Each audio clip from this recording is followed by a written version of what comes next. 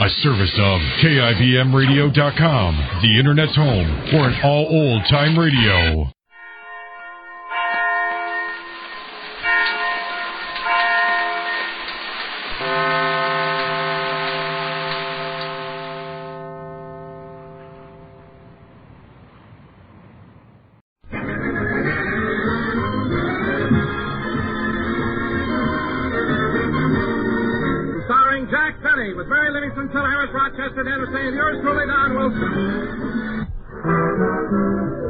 And now, ladies and gentlemen, once again we take you out to Jack Benny's home in Beverly Hills.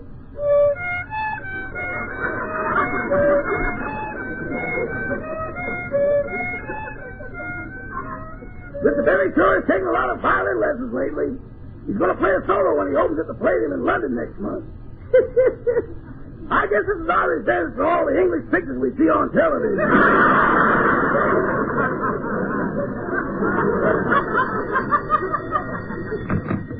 Hello, Mr. Benny's resident. Song, stage, screen, radio, television, and any other profitable enterprise. Yes, Mr. Benny's here, but I can't disturb him now. He's in the next room taking a violin lesson. Yes, sir, I'll give him the message. Goodbye.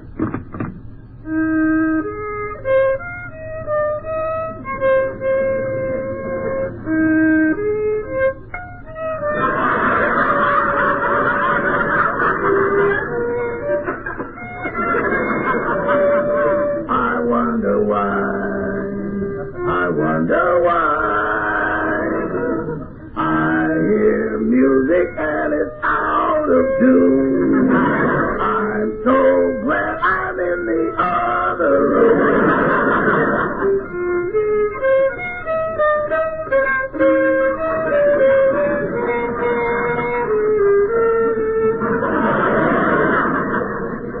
Oh, Rochester.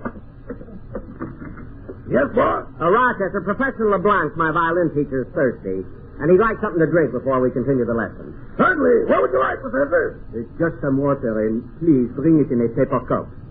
Why not a glass? I do not want to be tempted to break it and cut my wrist.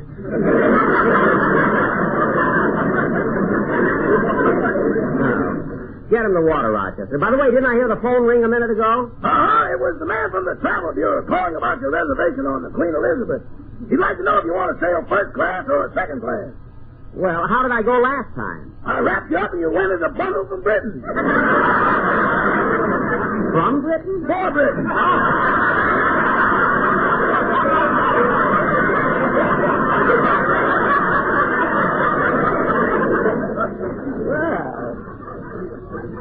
Never mind. I'll call the Travel Bureau myself, Roger. Okay.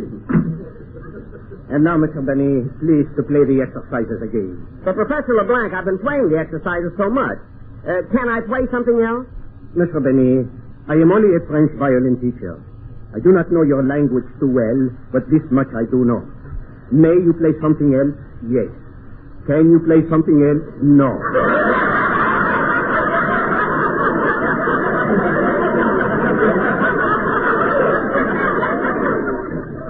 But, Professor, I'm supposed to open at the Palladium in London in 3 weeks. I want to rehearse the piece I'm going to play there. What piece is that? Well, I've been saving this as a surprise for you. It's a song I wrote. Listen to the melody.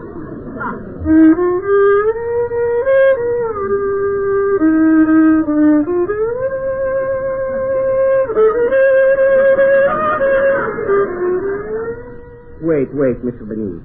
Huh? One cannot judge a song by the music alone. Let me hear the words. Or the words? Okay, certainly. When you say I beg your pardon, then I'll come back to you. When you ask me to forgive me, Mr. Benny, huh? This song of yours, it is supposed to be a romantic ballad? Yes. Well, perhaps I can help you with the lyrics. You see, French is the language of lovers. The lyrics might sound better that way. Oh, yeah, I never thought of that. Well, how would it go, then? Listen. Quand vous dites pardonne-moi, je reviendrai à toi. Quand vous demandez mon pardon, je vous donne. Quand l'oiseau... No, even in French it stinks.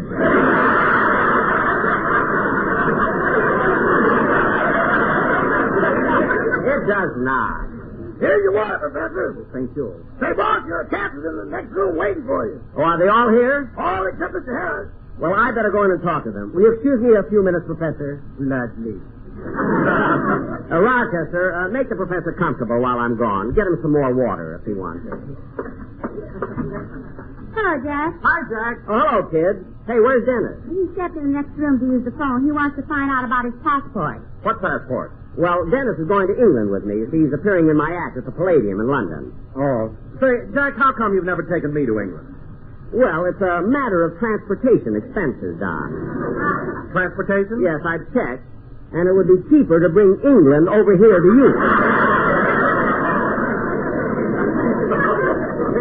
Anyway, ever since I told Dennis he's going to London with me, he's been driving me nuts trying to talk like an Englishman.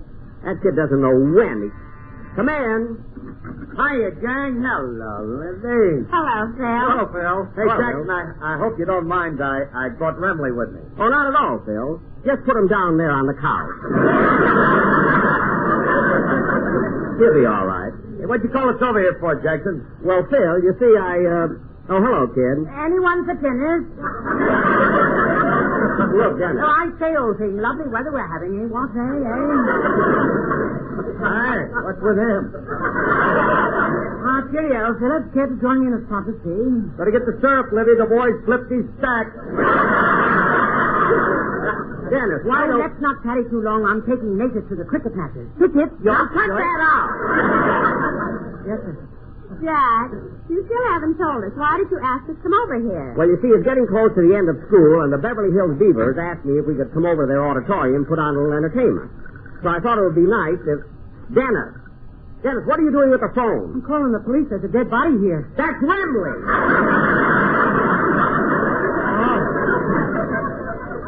Phil? Yeah? You better feel Frankie's pulse. Maybe Dennis is right. Nah, he's okay. What do you mean, okay? Look at Remley's face. I never saw such a color. It looks plaid. That's right. I had him painted. Painted? If I got to go around carrying him over my arm, I want people to think he's an overcoat. Well, then hang him in the hall. Don't throw him on the couch. Mary, what are you laughing at? Oh, what an orchestra Phil has. A piano player who wears gloves so he won't leave fingerprints. An electric guitar that makes ice cubes. And a drummer whose bald head lights up and says, I like ice. You're not kidding, Mary. Now, kids, I told you, I promised the Beavers we would help them put on a show in their school auditorium. We'll give them some music. You know, some songs. Oh, Jack, will you let me sing for the kids? You? Why, Don, you're not known as a singer. You're an announcer. But, Jack, I have a very good voice. Listen. Some enchanted evening, Don. You may see a stranger. Don. You may see a stranger across a crowded room. Don. Taxio Pinza. We don't need that. We'll have Dennis sing a song. Dennis, would you like to sing a song for the Beavers when we get to the auditorium? Oh, Robert. Oh, stop! Jack, what will the rest of us do over there? Hey, wait a minute. I got a great idea. Why don't we put on a play about a story I read last night? What story is that? Goldilocks and the Three Bears. Phil, you read Goldilocks and the Three Bears? Yeah, it's got a lot of suspense in it. You see this little old blonde dame goes through the woods with a basket full of bevo. Look, we know what it's about. Phil, we know what it's about, but Phil, don't you think reading Goldilocks and the Three Bears is a sign of juvenility? Oh, I wouldn't say that. Why not? Because I can't pronounce it. Can't pronounce it. Phil, I don't know how you get by with such a limited vocabulary. All you know are one-syllable words. Jack, he hasn't done so bad with one-syllable words. What do you mean? 12 years ago, he said, I do, and got Alice and half of Encino. Just a second, Libby. People are always inferring that I owe my success to Alice, and it ain't true. I started years ago. I formed an orchestra. I worked hard with them. They were loyal, talented, hard-working boys. And it hurts me when anybody... Phil. What? Your overcoat fell off the couch.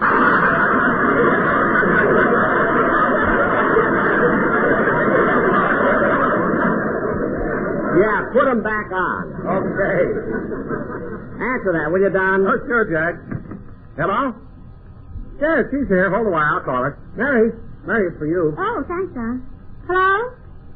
No, this is our last show. Well, we do our last show on June 1st. What? All right, fine. I'll see you on June the 2nd. Goodbye. Mary, who was that? The employment manager of the May Company. Well, anyway, when we get to the auto... Just hold a minute. Libby, you mean the minute we get off the air, you're going to work for the May Company? Yes, I'm lucky. You've heard me talk about Blanche, you know, the girl who at the lingerie counter. We? Well...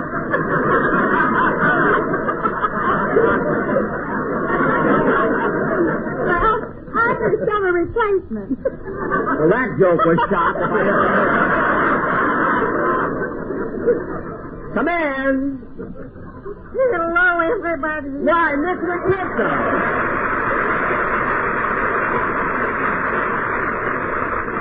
Excuse my intrusion, Mr. Denny, but could you please give me a couple tickets to your television show next Sunday? Oh, certainly. Here you are. Thank you. Mr. Kitzel, I haven't seen you for quite a while. Well, I was out of town for 2 weeks. I just got back yesterday. Oh, were you away on a business trip? No. To you, I can tell the truth. To my wife, I have to say I went on business. But you know, I really went to our lodge convention, the Lions in Chicago. Oh. Oh, are you a lion? At the convention, I'm a lion. At home, I'm a mouse.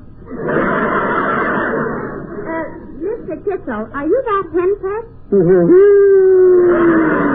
Am I henpeck? My wife runs my house, she runs my business, she handles my money, she gives the order. Oh, then your wife really wears the pants in your family. Yes, and I bet she'd stop already if she could see how she looks from the back. Mr. Kitzel, did you have a good time at the convention? We had fun. Last night we had a big banquet and everybody was toasting everybody else with drinks. So many toasts. Toast. Did you get a little high? Yes, and did I committed a boner? 3 times I danced with the lodge president's wife. Well, what's wrong with that? He was dancing with her, too. No. Well, I got to be running along, and thank you very much for the ticket. And you know I'll be watching you next, Mr. Benny. Yes? On the south. Frank Remley. You there from New Year's Eve? No, he's been home since then. Oh, well, goodbye. Goodbye, Mr. Kitzel.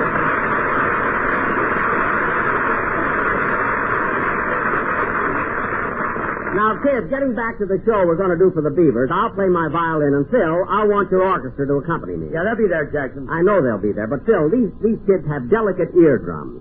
So I want to talk to you about your brass section. You mean my 6 convicts? Yes. Tell them to play a little softer, that's all. Well, kids, that's all I called you over to tell you. Be at the school auditorium at 2 tomorrow. I'll have the scripts ready. Well, Jack, you know we still have one more radio show to do. I know. Well, you haven't heard the song the Sportsman Quartet have prepared for that show. No, I haven't. Are they here? Oh, yes, Jack. They're in the other room. Oh, fellas! Come on in. Jack wants to hear your song. Yes, boys. Now, Don, what kind of a number have they prepared? Well, Jack, people will soon be going to the beach and other resorts on their vacations, so the boys thought they'd sing a song appropriate to that. All right, let's hear it, fellas. By the sea, by the sea, by the beautiful sea, you and I, oh, how happy we'll be. Where big waves come rolling in the little dark toy swimming, and we're floating fools around the water. Oh, there and out there and then up for air.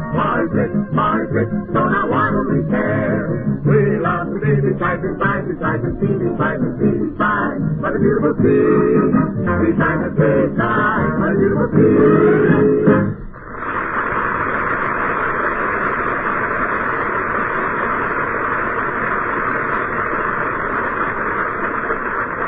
Well, Don, that song will certainly be appropriate for our last show, as everybody will soon be leaving for their vacation. You know, Mr. Benny, I'm kind of excited about going to England with you. You are? Well, Dennis, you know, you'd better start packing for the trip. I will. And you know something, Mr. Benny? What? When we get to London, the first place I'm going to go to is Buckingham Palace. Well, that is an interesting place. Yeah, I can't wait to see those little babies that guard it. Babies? Then what makes you think that little babies guard Buckingham Palace? I read someplace that every few hours they have to change the guard. Dennis, how can you be so stupid? Don't you know that... Come in. Hello, Mr. Benny. Oh, look, it's my mother.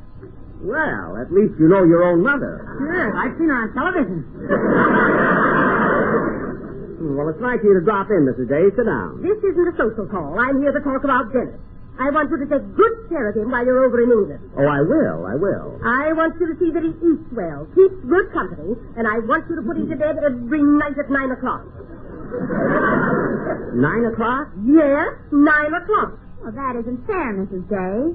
Why not? It means Jack has to stay up an hour later. Mary, you keep out of this. Mr. Benny, I want you to see that my Dennis is dressed warmly at all times, that he eats the proper food, that he doesn't talk to strangers, and that he looks both ways before he crosses the street. Oh, for heaven's sake, Mrs. Day, why do we have to do all of that? After all, Dennis is grown up. Yes, but he's still my baby. He's my only child. He's all I've got. You know, it's a mistake for a mother to have only one child. She ought to have 4 or 5. Well, why didn't you? If he hadn't been the first one, I would have. I know what you mean. I'll take very good care of Mrs. Day. Well, see that you do. Come on, Dennis. Coming later. Goodbye, Mrs. Day. Goodbye.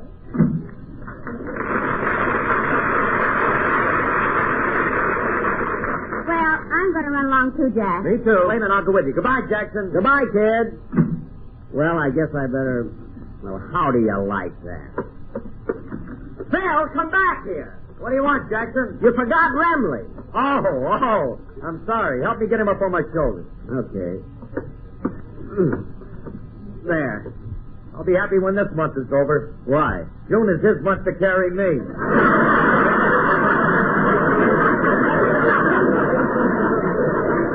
Now, so long, Jackson. Goodbye, Phil. See, there was something. Now I'll get it. Hello? Hello, Mr. Benny? Yes? This is the head of the CBS makeup department calling. I have my staff standing by to make you up for your television show. Well, wait a minute. I don't go on for a week yet. Well, it doesn't give us much time, does it?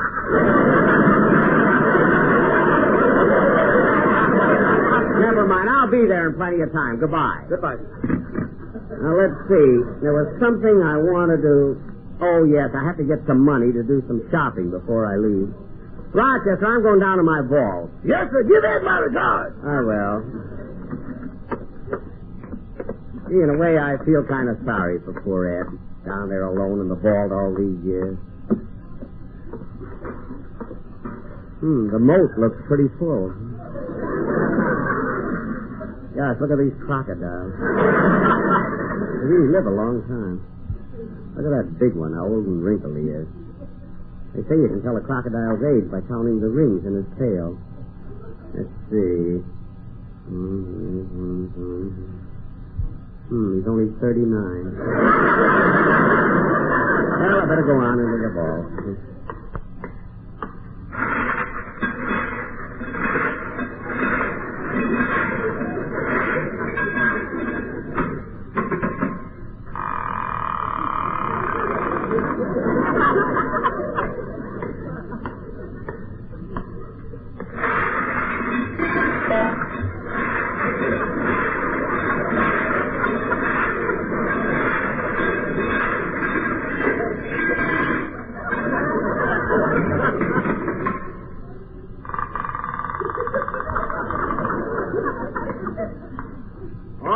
Who goes there, friend or foe? Friend. What's the password? Pair and compare. Oh, it's you, Mr. Benny. That's right. How are you, Ed? Fine. How are things on the outside? Oh, not so good. There's been thousands of cases of measles in Los Angeles. I've never heard of that before. Measles? Oh, Los Angeles. Los Angeles is a city that has been built since you've come down here, you see. Oh. Nice of you to come down to visit me, Mr. Benny. Well, this isn't a social visit. I'm here on business. Oh. How much money are you going to put in the vault? No. I'm taking some out. My, this is exciting. You see, I have to do a lot of shopping because next week I'm going to England. Oh, that should be fun. It's really a business trip, but I expect to enjoy myself during the 5 days on the ocean. Ocean? Yes. Well, don't sail too far. You might fall off the edge. No, Ed. They proved that it's round. Well, I think I'll open the safe. Now, let's see. The combination is right to 45, left to 60, back to 15, then left to 110. There.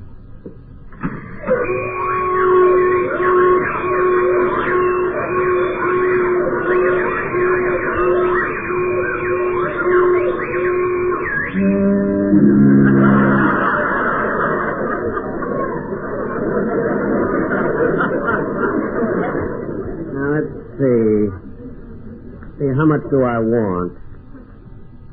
There, that ought to be enough money. Well, I better go now. Bye, Mr. Benny. Goodbye, Ed. Goodbye, Mr. Benny.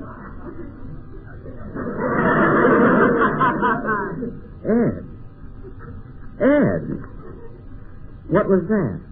Just a figment of my imagination.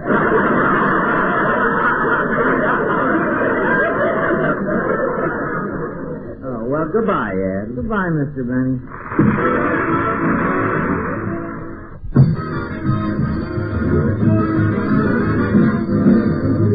We're a little late, so good night, folks.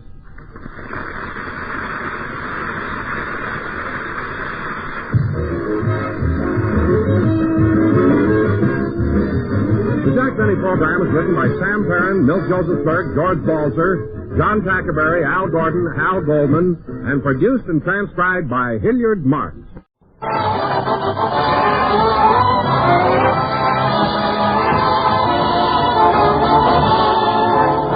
Jack Benny with Mary Livingston, Phil Harris, Rochester Davis, and yours truly, Don Wilson.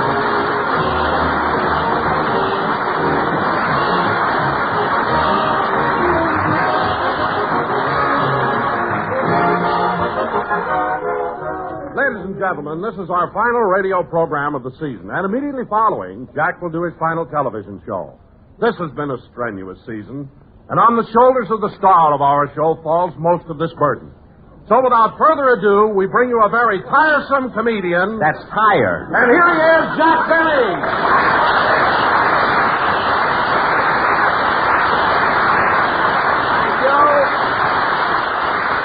Thank you. Hello again. This is Jack Benny talking. And, Don, you're right. This has been a very grueling season. Work, nothing but work. I tell you, Don, I'm so tired right now I can hardly keep my big blue eyes open. I'm really all in. Well, Jack, I know it's been a tough season, but I can't understand why you should be that tired. After all, you're only 39. Well, look, Don, it's hard for a man of your age to realize how tired you can get. Now, how old are you? 38. Well, just wait till you're 39, brother. That's a long pull. Boy, will you be tired then. Of course, the burden, Don, the burden you're carrying is not on your shoulders. What? And how you ever got a pair of pants to fit your burden is beyond me. Don, I want to tell you something. Doing radio and television is really a... Hi, Jack. Hello, everybody.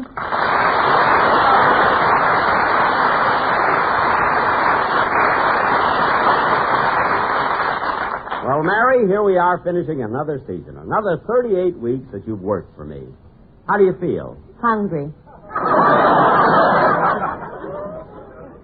Oh, stop, hungry. Mary, this is the last program of the year. Why can't you be nice? Why do you have to come out in here and infer that I don't pay you enough? Well, you don't. I don't. Then why is it every Thursday when you go to the bank, they roll out the red carpet for you? Because I don't have any shoes. Mary, if you don't stop that kind of talk, I won't take you to Europe with me. I'm sorry, Jack. Well, you should be. Anyway, Mary, let's not get into an argument now. After all, we're doing our last show, and soon we'll be on the high seas on our way to play the Palladium Theater in London. Which reminds me, Jack, before we go, you ought to have all your clothes cleaned. Why? That chipper going on is kind of big, and you won't be able to lean over the side and do your laundry. Well, fine. By the way, Don, what are you going to do? Well, Mary, I'm going to be busy making a picture for 20th Century Fox. Oh, really? You know, I made a picture of 20th, Don, several years ago. I know, and by a strange coincidence, Jack, they gave me the same dressing room you used to have. Oh, that's nice. That's a nice one, you know. I won't have to share it like you did. You won't? No, Zanuck hasn't got that polo pony anymore. Oh, that's a shame. He was so friendly. He used to keep the flies off of both of us. Oh, hello, Phil. Hiya, Jackson. Hello, everybody.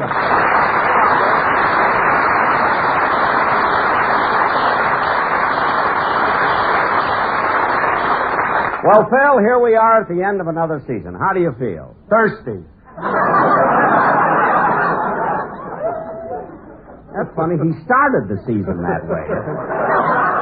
Well, Phil, do you have any plans? Sure do, John. See, me and my boys are making a series of personal appearances. Oh, really? Where are you going? Well, we opened at Burning Stump, Wyoming.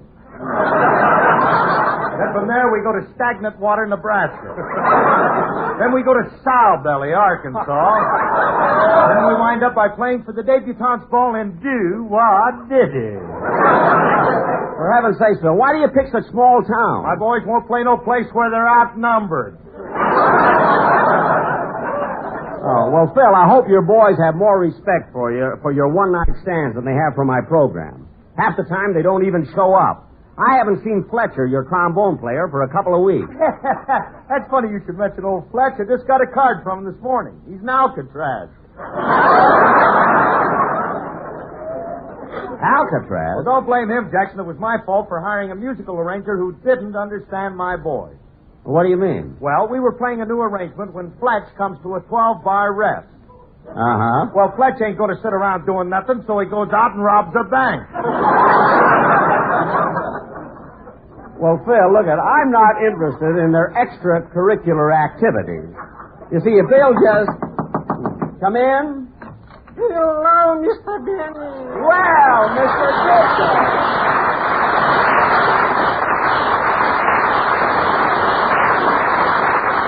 Oh, Mr. Benny, I heard you're leaving for England right after your television show. So I was so excited I dropped by now to give you this Bon Voyage gift. Oh, well, thank you, Mr. Kitzel, but I'm not leaving till tomorrow night, and I'm going to Houston first for a benefit. Oh. Then I go right from there to England. Oh, how I envy you. Good old England, the Thames, Waterloo Bridge, Buckingham Palace, Berkeley Square, the Tower of London. Mr. Kitzel, how do you know so much about England? I'm an Oxford man.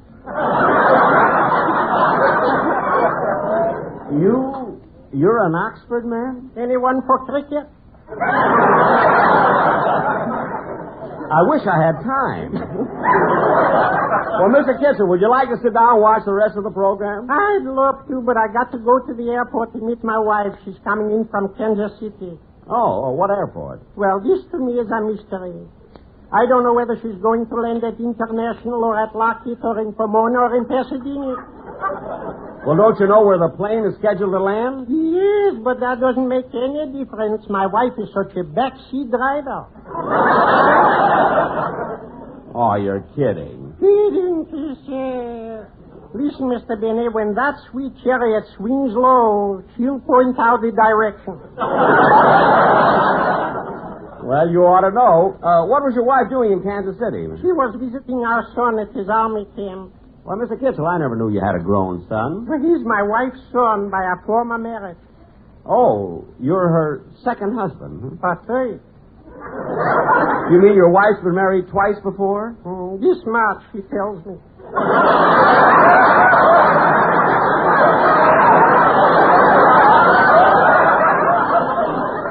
Oh. Well, I got to be running along. Have a beautiful trip. Thank you. Goodbye, Mr. Kitzel. Goodbye, Mr. Benny.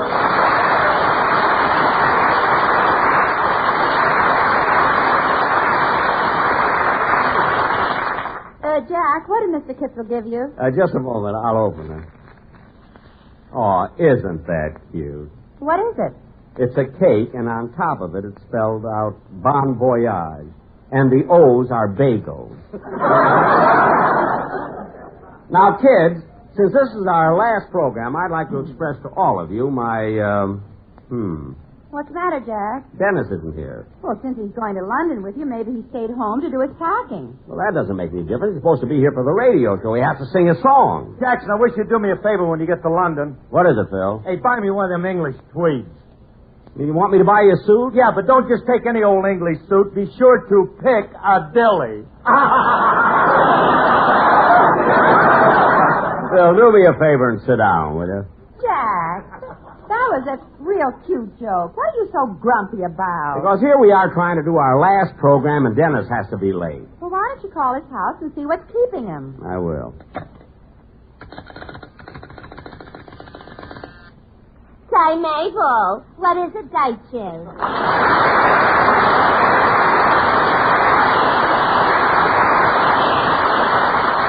Mr. Betty's line is flashing. Yeah, I wonder what the heel of fortune wants now.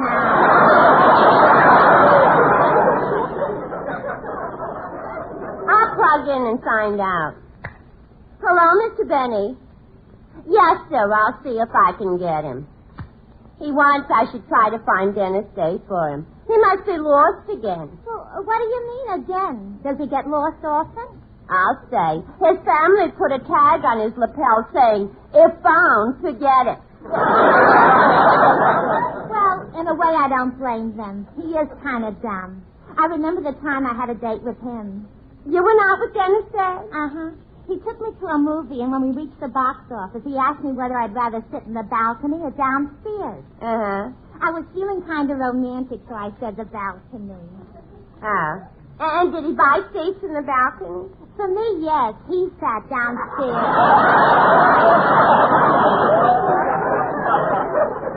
Lucky I got long arms. I wouldn't have had any of his popcorn.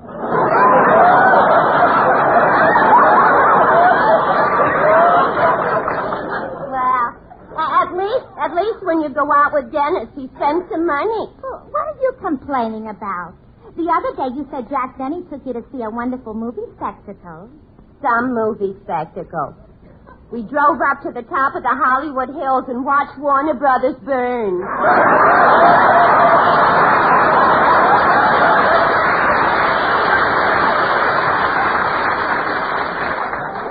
No kidding. You watched the studio burn? Yeah. Jack tried to convince me it was Quo Vadis. Well, how do you like that? Yes, I'm sorry, Mr. Benny, but his house doesn't answer. Okay, I'll try later. What happened, Jack? He's not at home. I can't understand it. You think Dennis would be here on our last... Oh, that must be him now. Come in. Mr. Benny? Yes? Mr. Benny, my name is Louis Wagner. I'm president of the Jack Benny Fan Club. For the joy you have brought into our homes, we wish to present you with a gift which we hope you will cherish and keep as a memento of our appreciation. And it was not without deep thought and much deliberation that we finally selected the gift we thought most suitable to express our sincere feelings. Well, we trust that in the years to come, when you travel from the sun-kissed shores of California to the rock-bound coast of Maine, that you will always carry this gift with you as a constant reminder of the glorious hours of pleasure you have given to members of our organization. Oh, I will. What are you going to give me? Nothing. I just love to make speeches.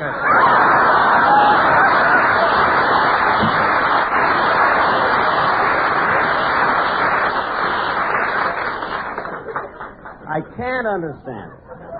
I listen to the radio all the time, and mine is the only program that things like this happen. Not once have I heard that on Stella Dallas. You can tune in on any... Oh, gee, Mr. Benny, am I late? Late? I'll say you're late, Dennis. Where were you? Dennis? I'll repeat that. Where were you? Oh, I was home packing. Well, I called you. Didn't you hear the phone ring? Yeah. Then why didn't you answer it? I already had it locked in the trunk.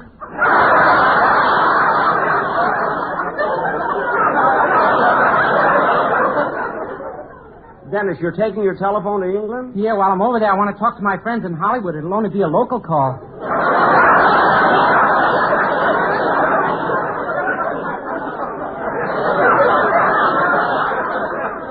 Well, that's idiotic. You're right. What do you mean I'm right? That's my number, idiotic, 70245. What? The phone company gave me a special number. Look, Dennis. It's unlisted. Now stop it! Dennis, didn't you tell me yesterday, this being the last program of the season, you were going to sing a special arrangement of Love and Bloom and dedicate it to me? Yes, sir. Well, I'm very anxious to hear it, so let's have it. Oh, Mr. Benny, I'd like to ask you something first. What? Well, when we get to England, some friends of mine want to meet me, and does the Queen Elizabeth dock at Southampton or Liverpool? Well, Gee, that's funny. I didn't find out.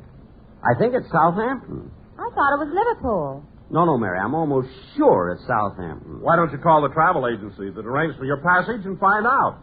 Hey, I think I will. Let's see. Their number is, wait a minute. I got it right here. Crestview 73761.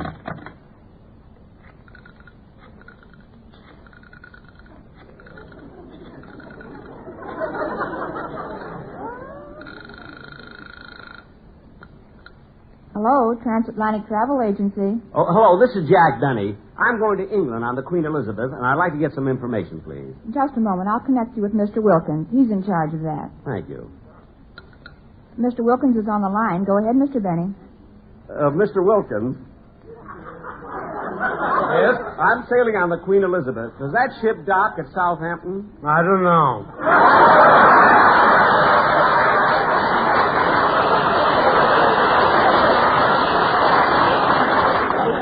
Well, does it go to Liverpool before it goes to Southampton? I don't know.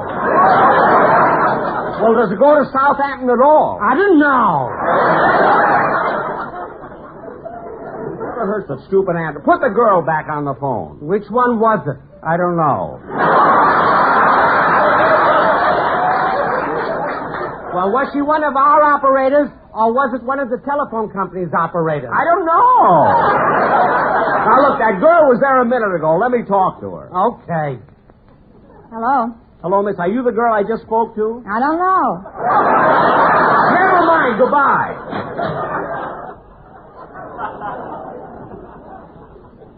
Now, where were we? I don't know.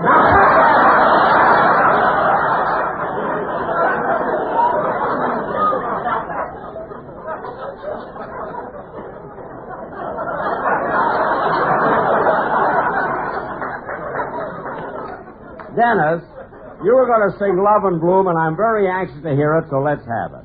Okay. Oh, for heaven's sake, there's the phone again. Hello? Hello, Mr. Benny. This is Rochester.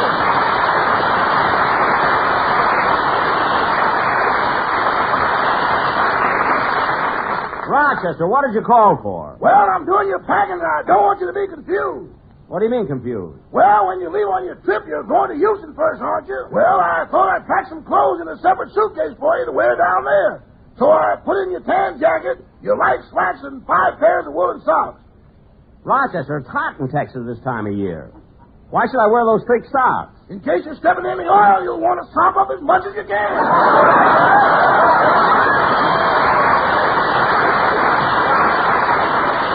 Hey, that's a good idea. I'll be able to wear those socks in Europe, too. Anyway, Rochester, finish all the packing because I won't be able to help you. I'm going to drop by the dentist's office and have my teeth fixed before I go to Texas. What are you laughing at? You're going to strike oil even if you have to bite your way down. Never mind. Just finish my packing. Goodbye. Goodbye. Oh, say, boy. Now what? What time will you be home for dinner? Well, I'll be a little later than usual because right after this radio show, I do my television show. Oh, yeah, that's right. Who's going to be on it? You are, don't you know? I know and you know, but tell the people. Look, Dennis, just sing. Yes, sir. Don, give him the introduction, will you? And now, ladies and gentlemen, since this is the last program of the season, in honor of Jack Benny, Dennis Day will sing a special arrangement of Love in... What is this, anyway? Come in. Excuse me, but could you tell me where I could find Studio C? Hey, look, kid, it's John L.C. Savoni.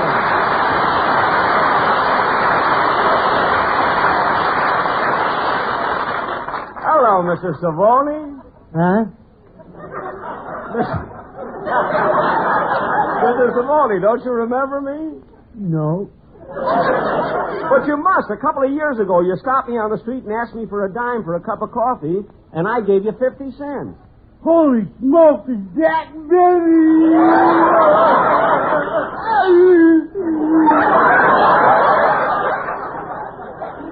Good. I thought maybe you'd forgotten me. Oh, no. I tell all my fraternity brothers you're my pal. Your fraternity brothers, Mr. Boney, for a college man, what happened to you? I'm a poor little lamb who's gone astray.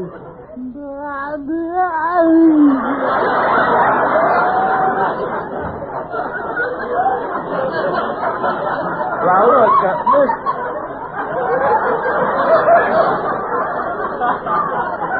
Look, Mr. Savoli. Mr. Savoli. You're my pal. You can call me John. Well, John, I haven't seen you for a long time. What are you doing here at CBS? I'm down here for rehearsal. A rehearsal? Yeah. I start my own show here next Sunday night. You mean you have your own radio program? How did you get it? Well, I'll tell you how it happened anyway. I was just walking down the street. I wasn't doing anything. I didn't feel like doing anything. Just walking down the street. I said to myself, what are you doing, John? Nothing. And I wasn't. I was just walking down the street.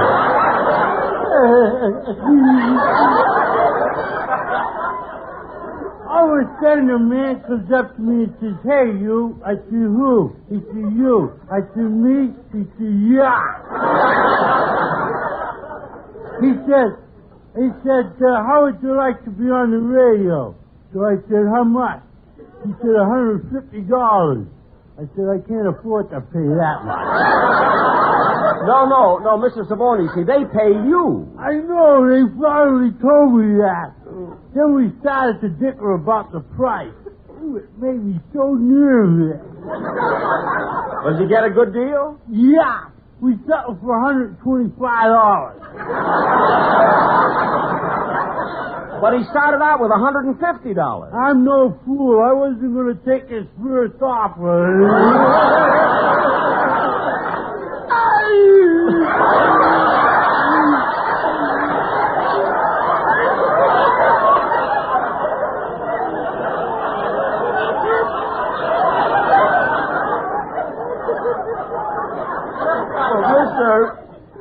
Mr. Savoli, I want to wish you all the luck on your new radio program, and I hope I'll see you real soon. Thank you very much, pal. Goodbye. Goodbye.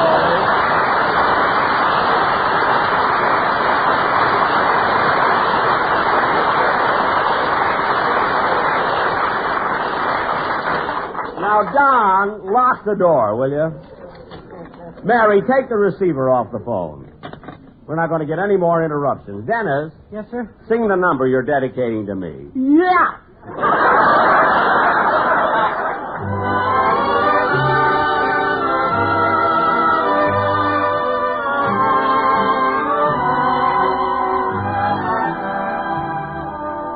Can it be the trees that fill the breeze with rare and magic perfume? Oh, no, it isn't the tree. It's love in bloom. Can it be the spring that seems to bring the stars right into my room? Oh, no, it isn't the spring. It's love in bloom. My heart was a desert. You planted a seed. And this is a flower. This hour of sweet fulfillment. Is it all a dream? The joy supreme that came to us in the gloom. You know it isn't a dream. It's love in bloom.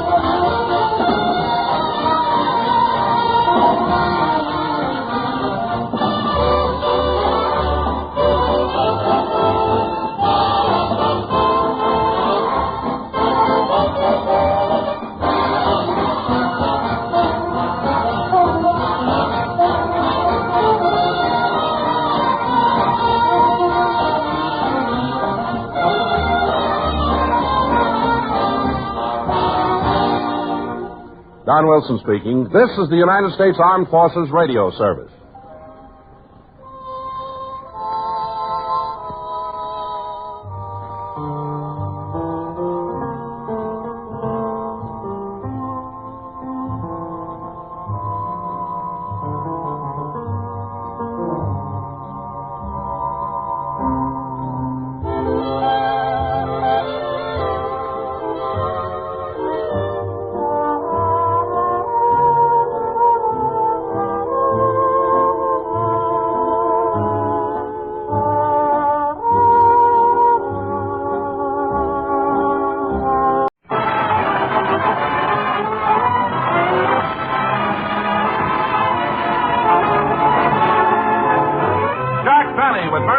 Phil Harris, Rochester, Davis Day, and yours truly, Don Wilson.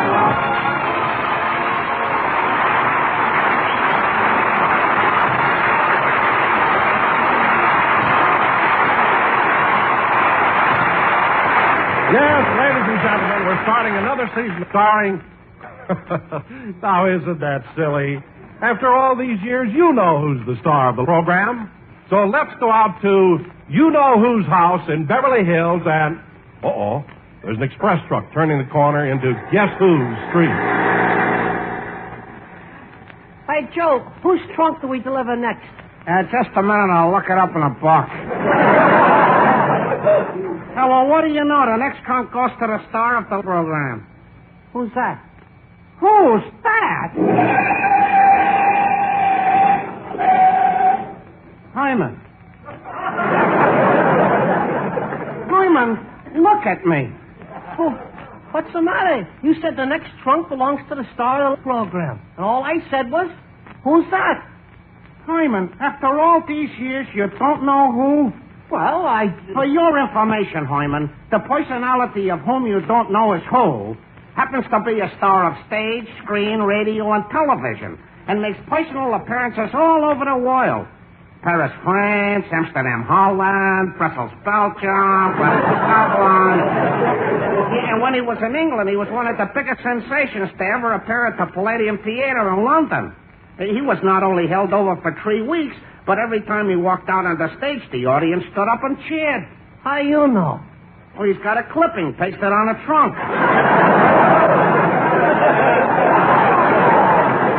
Now, come on, help me carry this trunk up to the door. Okay.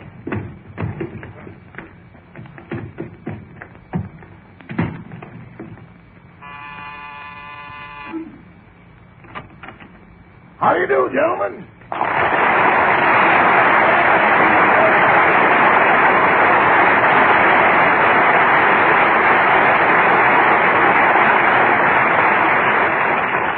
According to the tag, this trunk belongs to Mr. Jack Benny. Oh, this is his house. Bring it right in. Yeah, okay. Come on, Hyman. Easy does it. Right here in the living room is all right. Yeah, okay, Hyman. Put it down. Thanks, gentlemen. And not only Mr. Benny may want to give you something to show his appreciation. I'll be right back. Hyman, did you hear that? And I always thought that this guy Benny was a cheapskate. Yeah, I heard once that Benny squeezed a nickel so hard, when he opened his hand, he was holding a needle.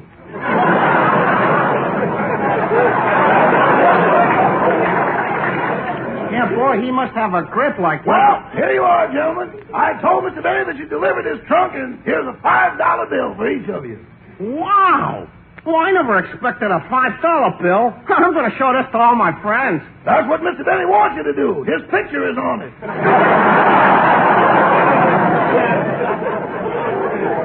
Now, if you have any more luggage for Mr. Benny, please bring it in. Hey, Joe, what about the trunk for Dennis Day? Dennis Day? Oh, yes, Mr. Benny took him to London with him. Why don't you leave it at Mr. Day's house? Well, we stopped by there and nobody was home. Well, gentlemen, if you like, you can leave Mr. Day's trunk here. Thanks. We'll go get it. I better ask Mr. Benny to open his trunk so I can put his clothes away. Oh, Mr. Benny. Yes, Rochester.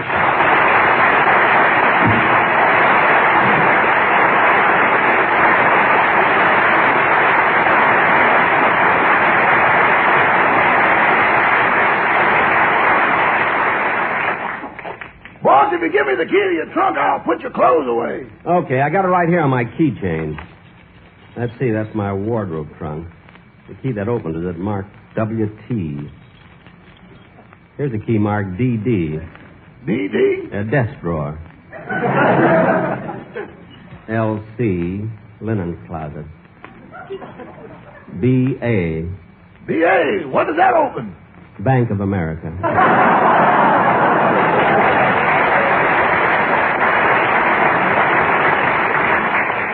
Now, let's see.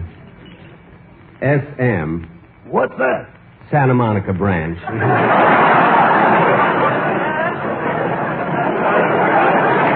Oh, here it is.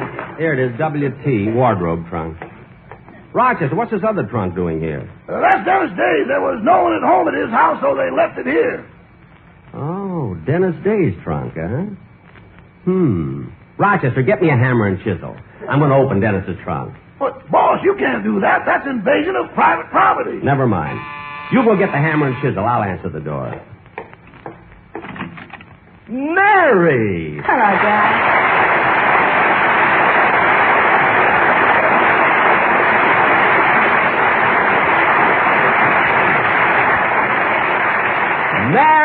Mary, you're a sight for sore eyes. It's sure good to see you. Jack. Why, I haven't seen you since... This morning. All right, I was only trying to make it exciting. Come on in. Anyway, Mary, when you did come over this morning, I was so anxious to see you, I jumped out of bed, ran downstairs. You didn't even kiss me. Well, you look so silly standing there in those Dr. Dentons. Now, Mary... Oh, Jack, I see your luggage arrived. Yeah, I got to send these clothes out to be cleaned and pressed. Mary, look through those gray slacks, see if I left anything in the pockets. Okay. I guess after such a long trip, all my clothes need cleaning and pressing. Pressing, anyway. Mary, did you find anything in the pockets? Yeah. What? A quarter, 2 dimes, and 3 needles. Oh.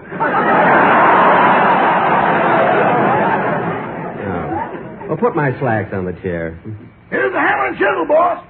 Oh, hello, Miss Livingston. Hello, Rochester. Jack, what are you going to do? Mr. Day's trunk was delivered here, and Mr. Benny wants to break the lock off and open it. What? Why, Jack Benny, of all the nerve, just because you took Dennis to London with you, that doesn't give you the right to open his trunk. Mary. How would you like it if somebody forced the lock and went down into your vault? It wouldn't bother me. Those alligators would tear them to shreds.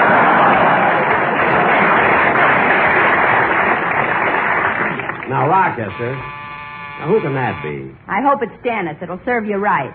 Come in. Hello, Mary. Hello, Jack. Well done.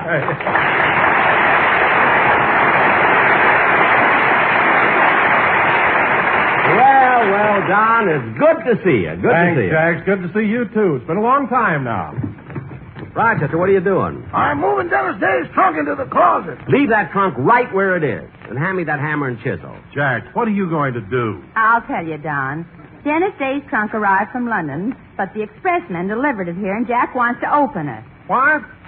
Why, Jack, you've got a lot of... Never mind. Just stand back. Jack, how can you be so stubborn? There. I broke the lock. Rochester, help me open the trunk. Yes, sir. There, it's open. Close it, close it. The light is killing me.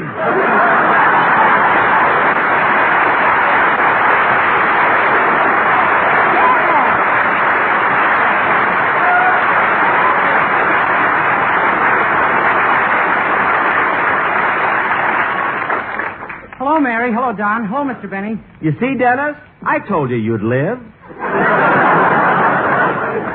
It wasn't so bad, was it? Jack Benny, you ought to be ashamed of yourself. Huh? How could you make Dennis ride all the way from England to California in a trunk? That's the cheapest thing... Now, wait a minute, Mary. Don't jump to conclusions. This wasn't my fault. The day we were supposed to sail from England, Dennis lost his steamship ticket. That's right, Mary. Oh. Well, I'm sorry, Jack. That's all right. How'd you lose your ticket, Dennis? Playing gin rummy with Mr. Benny.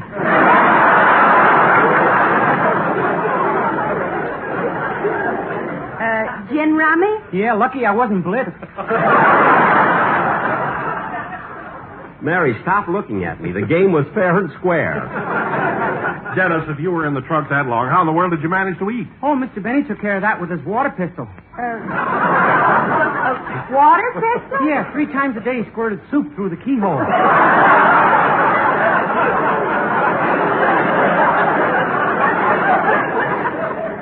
Look, Dennis. He'd come down, knock on the trunk, and I'd open my mouth. Dennis. Once I was asleep and I got an earful of chicken gumbo.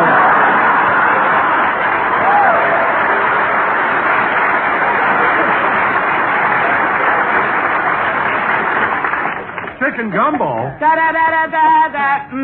Good. Cut that out. Look, kid, once and for all, let's drop the subject. Now, Dennis, let's hear the song you're going to do on our first program. Yes, sir. Hold it a minute, hold it. Yes? How do you do? Are you Mr. Jack Benny? Yes, I am. Well, I'm Leslie Smythe Hetherington.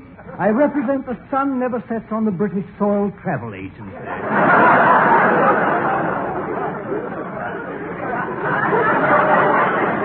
Oh, yes. They arranged my passage to England on the Cunard line. Quite. And I'm here to give you a refund on the unused portion of Dennis Day's ticket. Oh, good. By the way, did Mr. Day decide to remain in England? No. He's here in America. Oh, he flew back. No. Then how did he return? Well, he came back on the Oshkosh. Oshkosh. Is that a Dutch line? No, it's a luggage line.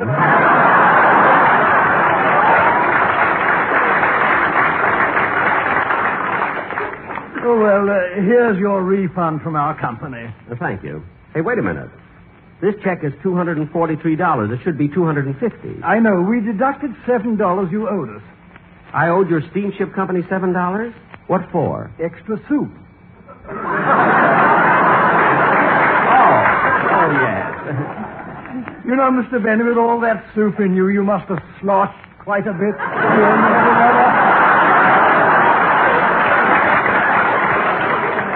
Yes, I did. Well, thanks for bringing me the check. You're welcome. Goodbye. Goodbye, Mr. Leslie Michael.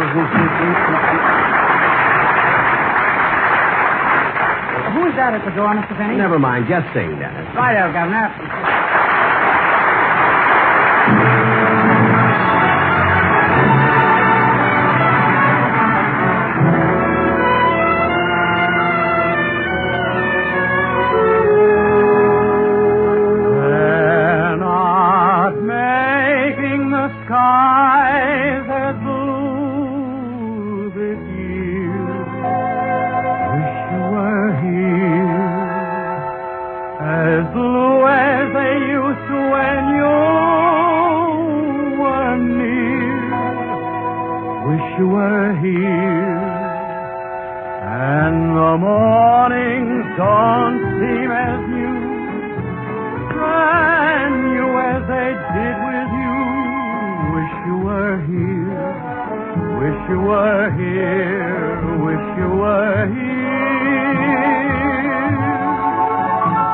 Someone's painting the leaves all wrong this year. Wish you were here.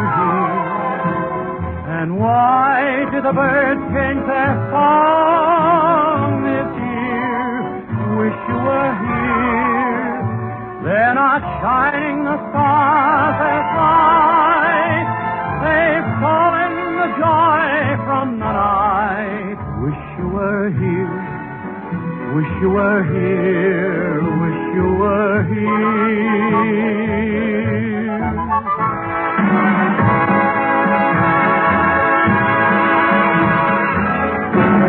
Wish you were here.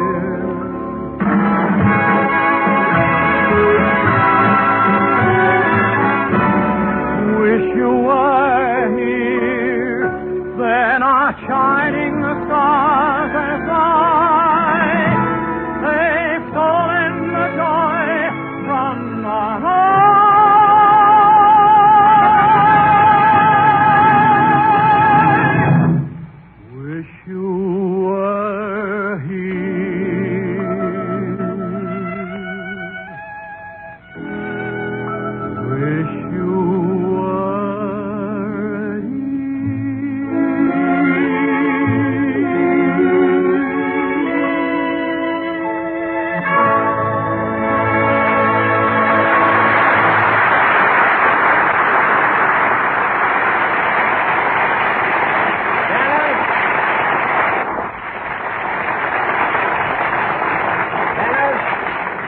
Dennis, that was grand. The 2 weeks in the trunk didn't hurt you a bit. Really, your voice really sounded great. Oh, I'll sound even better when I get my head out from between my knees. Oh, say, Mr. Benny, where's Phil Harris? Phil Harris? Yeah. Oh, I thought I told everybody. You see, Dennis, Phil has so many commitments with radio, television, and records that he won't be able to be with us this season. So I'm dickering with Bob Crosby. Bob Crosby? Yes. Do you like his music? Yeah, and it's soup, too. Da-da-da-da-da-da. Good. Dennis, stop with that. Look at Dennis, I don't want any... Oh, my goodness. What's the matter? It's 5:30. I'm supposed to be over at Crosby's house at 6. What for? Well, he hasn't signed his contract yet. You see, there's still some details we have to work out. So long, kids. I'll tell you what. I'll see you tomorrow. Okay. Oh, Rochester. Yes, boss. I'm going out. But what about dinner? Forget it. Forget it. It's your turn to cook for me. Oh, yes, I forgot. Happy birthday. I'll cook it for you next year. Okay. So long, boss. So long.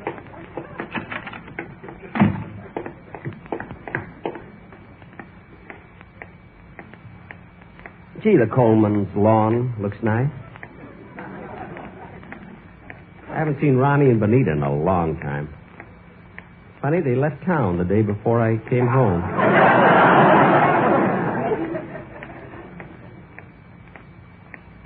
Last year, they went away the day before I came home, too.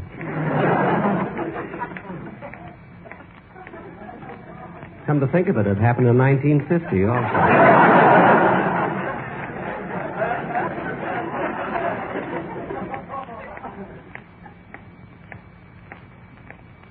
And in 1949.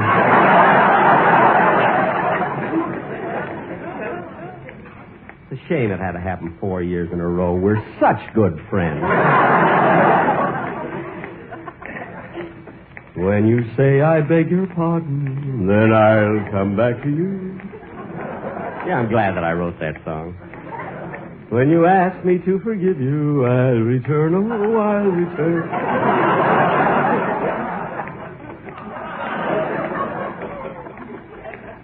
Gee, Beverly Hills is beautiful. So many movie stars live here. Esther Williams has been living across the street for about 5 years. She built the most beautiful swimming pool I've ever seen. I wonder when she's going to build a house.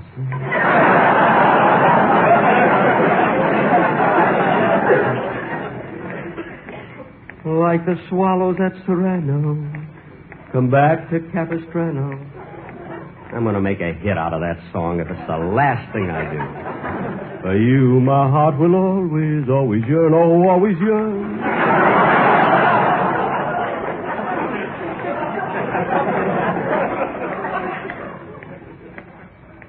Gee, look at all these beautiful homes. Yes, sir, Beverly Hills is the swankiest neighborhood in the world. Sometimes I think they overdo it, though. Look at that white line down the middle of the street. Ermine.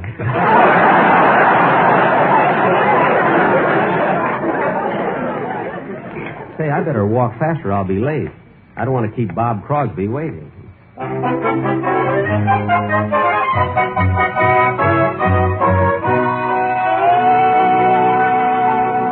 Daddy, are you busy? Well, I'm not busy now, Kathy, but I am expecting Mr. Benny soon.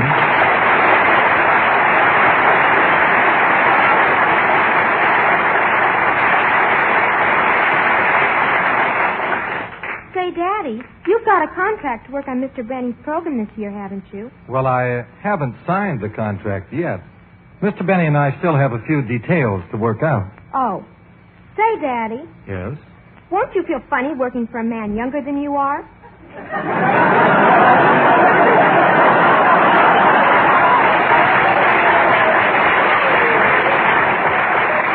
Kathy, he's not younger than I am. He said he's 39. Well, he's not 39. I happen to know his real age. What is Mr. Benny's real age? Well, that's one of the details we still have to work out. Well, I thought he was 39. Oh. You know, he's always talking about himself on the radio. Yes, that's right, honey. He does talk about himself. Daddy, are his eyes naturally blue? Mm-hmm. Is his hair naturally curly? Ain't even naturally there.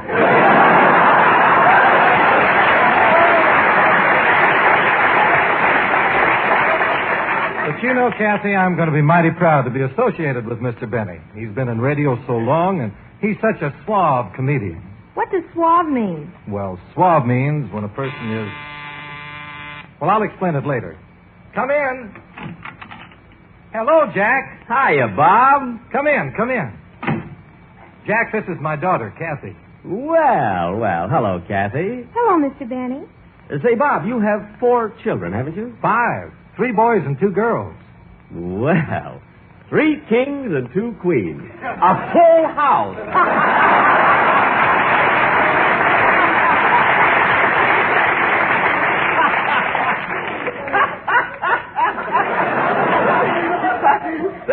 Say, that's pretty good.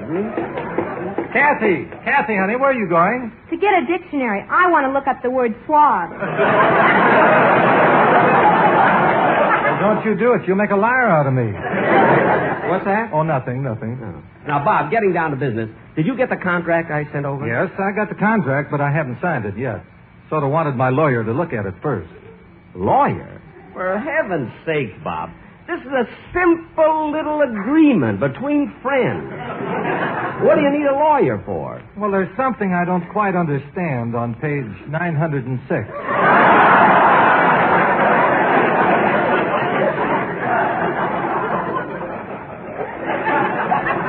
Well, maybe I can explain it to you. Now, let's see. Where's page 906? It's in the middle. Oh, yeah. Here it is. Here's the clause that I don't quite understand. It's clause 18. Clause 18. The party of the second part, Bob Crosby, shall retain all the musicians who have been on the program previously. Well, that's fine. This is the part I didn't quite get. It will be his responsibility to see that the music on their stands is always in such a position that they can read it. Well, that's right. Yeah, but that's silly. All you have to do is just put the music right side up. Well, not necessarily. You never can tell what position the boys will be in.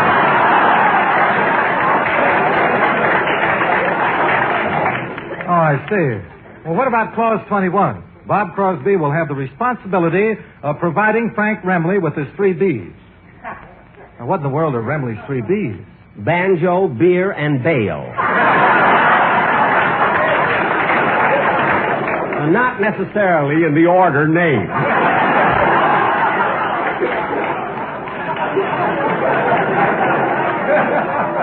Now, look, Bob, why make a big thing out of this contract? If those are the only things that are worrying you, we'll work it out. Well, okay, Jack. Now, finish reading the contract in the next 2 or 3 weeks, and call me when you're ready to sign it. Okay. See you later. So long, Bob. Goodbye, Kathy. Goodbye, Mr. Benny. Kathy, honey, will you put this contract back on my desk? Yes, Daddy. When you say I beg your pardon, then I'll come back to you, la la la.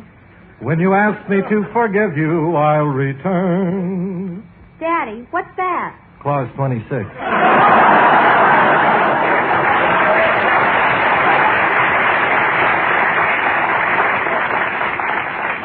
Daddy, you mean? Yes, darling, I'll do anything to send you kids through college. Like the swallows at Serrano, come back to Capistrano.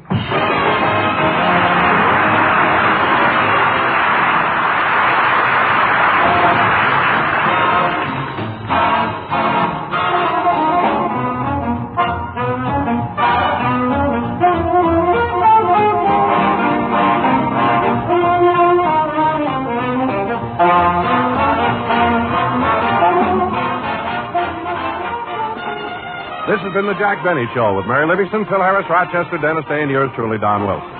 Jack Benny comes to you each week at this time through the facilities of the United States Armed Forces Radio Service.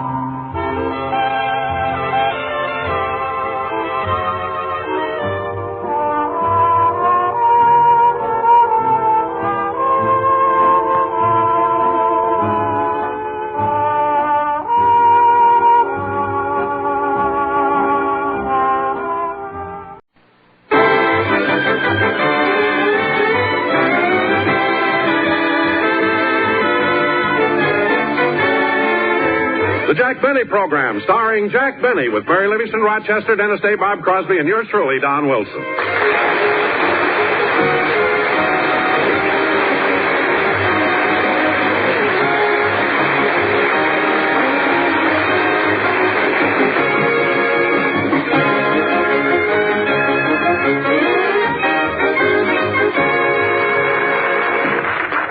Ladies and gentlemen, I'd like to take you back to yesterday, about a half hour before rehearsal time.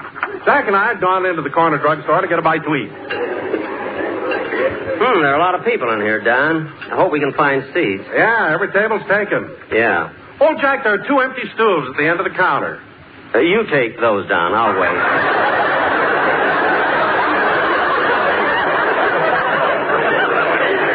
Oh, there's some people getting up from that table over there. Let's sit over there. Okay. Oh, Don, look. 3 people were at this table, and they ate for only 35 cents. That's the tip. In a drugstore? Must be murder in Romanoff. Oh, well, what are you going to eat, Don? I don't know. Hello, Mr. Benny. Hello, Don. Oh, hello, Dennis. Oh, sit down and join us, Dennis. Oh, thanks. By the way, kid, what did your parents think of our opening program last Sunday? Oh, I don't know. They're still out of town. Out of town? Yeah, when I got back here from England, there was no one home, just a note from my mother. A note? Yeah, it said, Dear Dennis, receive your letter telling us that you are coming home, so your father and I decided to take a short vacation.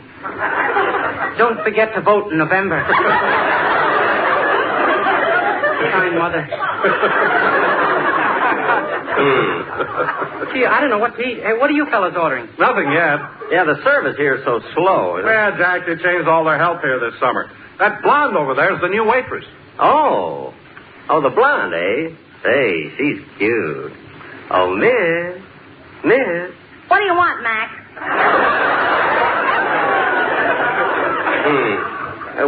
We'd like to order. Okay, what do you want? Well, don't you have a menu? It's written up on that blackboard behind the counter. Well, I can't see that far. With those glasses, I thought you could see Catalina.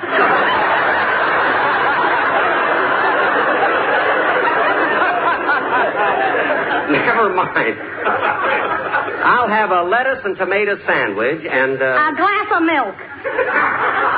How did you know? I can spot them every time.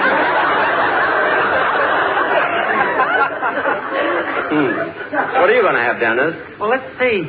Oh, Miss, do you have any ice cream? Yeah. Pistachio ice cream? Yeah. Good, I'll have some chicken pot pie a la mode.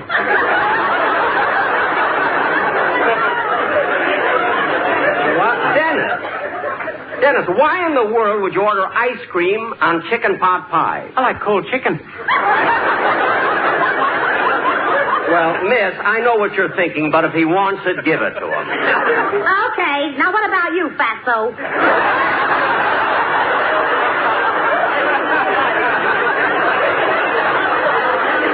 Well, I'm on a diet. I'll just have a glass of tomato juice and some rye crisp. Just rye crisp? About 10 pounds. And, Miss, we're in a hurry. Okay. Hey, fellas, she may sound a little hard, but there's something attractive about her. I don't know whether it's her blonde hair or that blue tattooing. She is good looking, though. If you think she's good looking, you ought to see her sister. Oh, is she good looking, too? No. Well, then why did you whistle? Your garter is showing. Then stop being silly. Here's your sandwich, Mac. Look, Miss, my name isn't Matt. It's Jack. Jack Benny. Jack Benny? Yes, I'm on the radio. Oh. Television, too, Uh-huh. I do my first TV show on October 5th. That's 2 weeks from now. The world is waiting.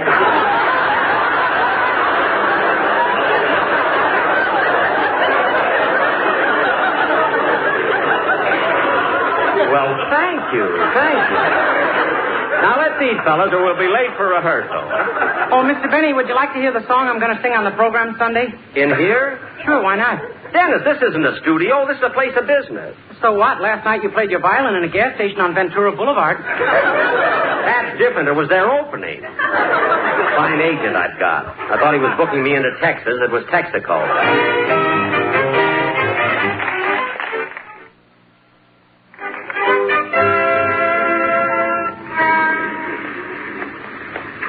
Yeah, I'm glad I got out of that drugstore. Oh, darn it, I left before the check came.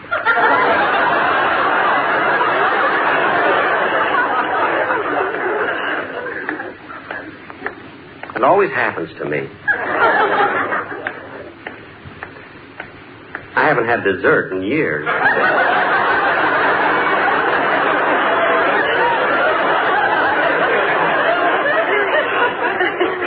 Well, here's CBS. When you say I beg your pardon, then I'll come back to you. Hello, Mr. Benny. Oh, hello, Harry. Any messages? Yeah, Bob Crosby's looking for you. Oh, thanks. Hey, he's your new orchestra leader, ain't he? Yes, he's taking Phil Harris's place on my radio program. Oh, yeah. Hey, he's going to be on your television show, too, ain't he? Uh-huh. Hey, your first TV show is October the 5th, ain't it? Yes, yes. That's 2 weeks from now. The world is waiting.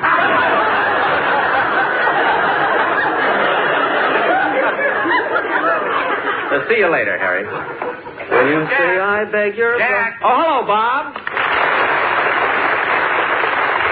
The doorman told me you were looking for me. What is it, Bob? Well, Jack, I'm kind of new on the show, and I don't like to complain, but, well, I just read the script, and, well, do your writers know that I'm your new orchestra leader? I mean, do they know about the change? Well, what do you mean? Well, they got a gag in here where you say to me, hey, when you leave the orchestra, why don't you hold a baton in your hand? Uh-huh. And I'm supposed to say, what, and put down my martini?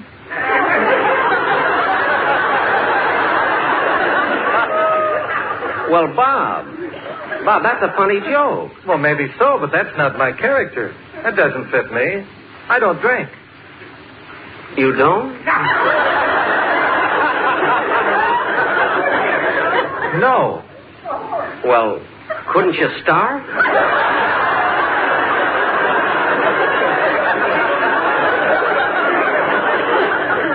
My writers have thousands of drunk jokes. But anyway, Bob, I'll tell them to watch it. Okay, thank you. You're welcome. Say, by the way, Jack, I wonder, who do I see about getting some tickets for the broadcast? Oh, my producer will take care of you. Well, that's swell. See, I need a couple because today is my kid Stevie's 6th birthday. I promised him he could come to broadcast. Oh, Stevie's 6th birthday, eh? I bet he's excited. Oh, is he? You're not kidding. Should have seen the presents he got. Mother gave him a bicycle. Brother Larry gave him some roller skates. Everett gave him a football, and Brother Bing gave him a bank to save his money in.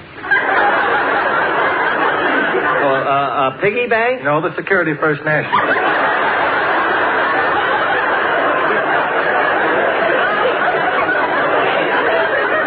God, giving away a bank? I knew Bing was loaded, but I didn't think he had that much.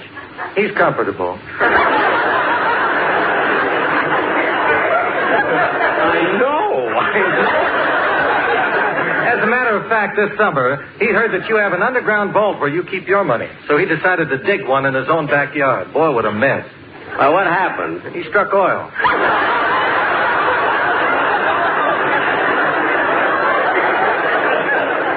Oil? No kidding. Yep. Last night he opened a gas station on Ventura Boulevard. Had a violinist and everything.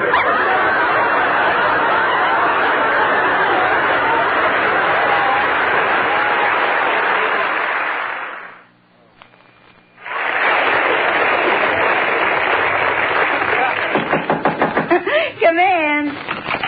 Oh, hello, Bob. Hi, Jack. Hello, Mary. What are you laughing at? I was reading this letter I just got from my mother. Oh, she gets them all the time, Bob. So your folks live in Plainfield, don't they, Mary? Yes, they have a farm there. Read the letter, Mary. Go ahead. Okay. My darling daughter, Mary, just a short note to tell you I'm glad the summer's almost over, as it was the hottest one we've had in years. It's been plenty hot here, too. Tell Jack that his first program last Sunday came on the air just as I was going out to milk the cows. So I took a portable radio in the barn to listen to it. The milk must have been transcribed, too, as they didn't release it until a later hour.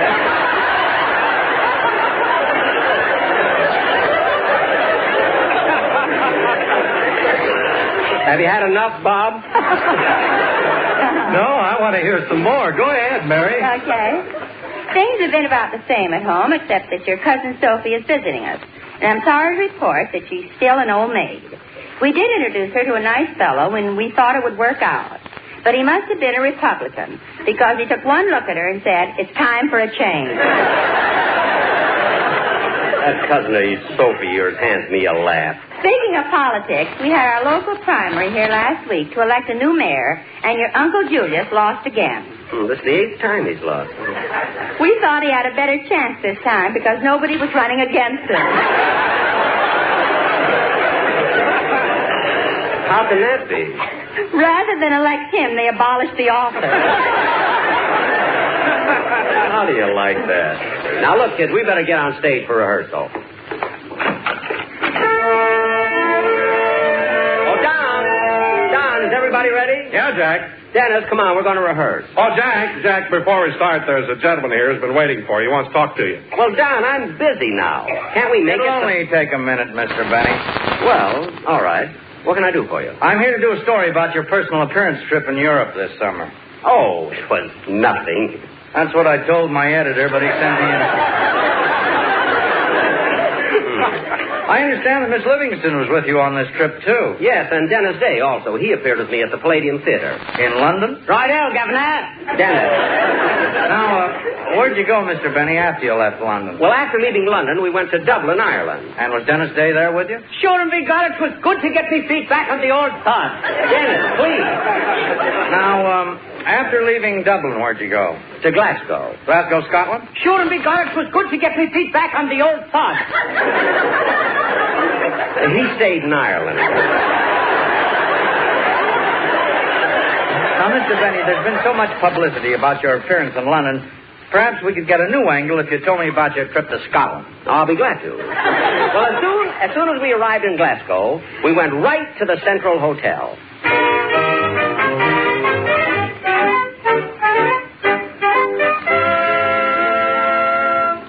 Well, boss, I've got everything unpacked and hung up. Good, Rochester. You know, I'm glad I have a couple of days off before I open at the theater. Are you going to change your act now that you're in Scotland? A little. I'll make it more topical. Localize it. The people in Scotland are noted for their thriftiness, so I'll probably do a lot of jokes about being stingy. That's always funny, don't you think? Don't you? Don't rush me, boss. I have to phrase this very carefully. Well, I got to go out pretty soon. I'm going shopping. Okay, boss. Do you want to wear your brown suit or the blue? Neither one. I'm going to wear kilts. Kilts? Yes, kilts. But, boss, they'll drive you crazy. Why? The pocketbook's on the outside.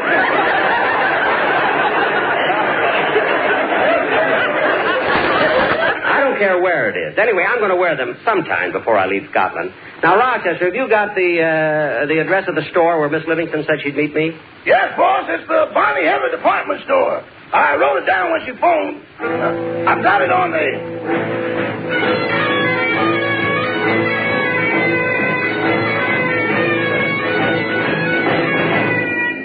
Rochester.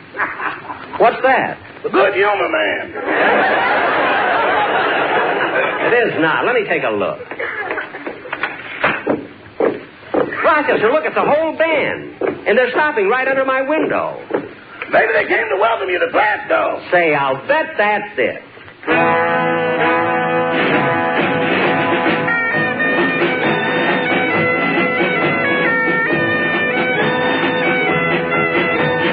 Welcome, Jack Benny, the thrifty man for brother. No other can sing like Benny can. We love you, Jack Benny. We hope you enjoy your stay. And for not Jack Benny, we must be on our way.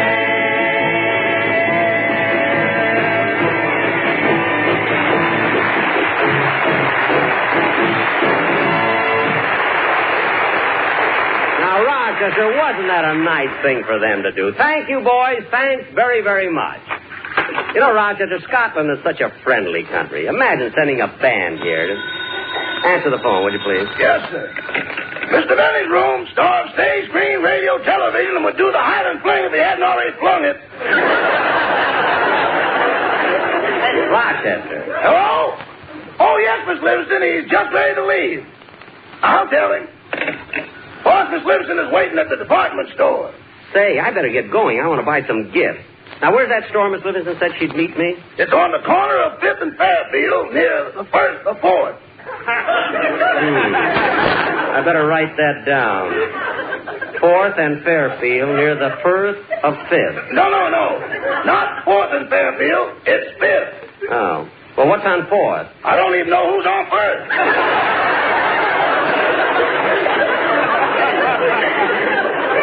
Well, I'll find it. Goodbye, Abbott. So long, Costello. Goodbye.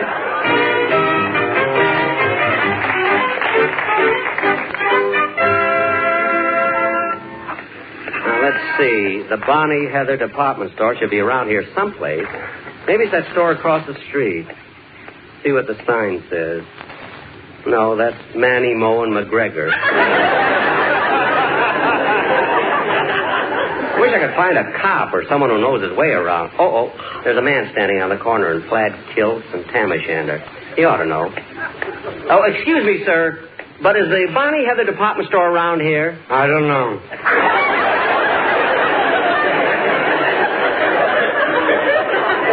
Well, we are near the 1st of 4th, aren't we? I don't know.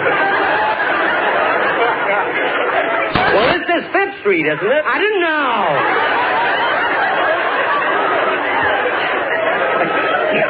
You're not even a Scotsman. Why are you wearing those kilts? It's ladies' day. It's a ball game.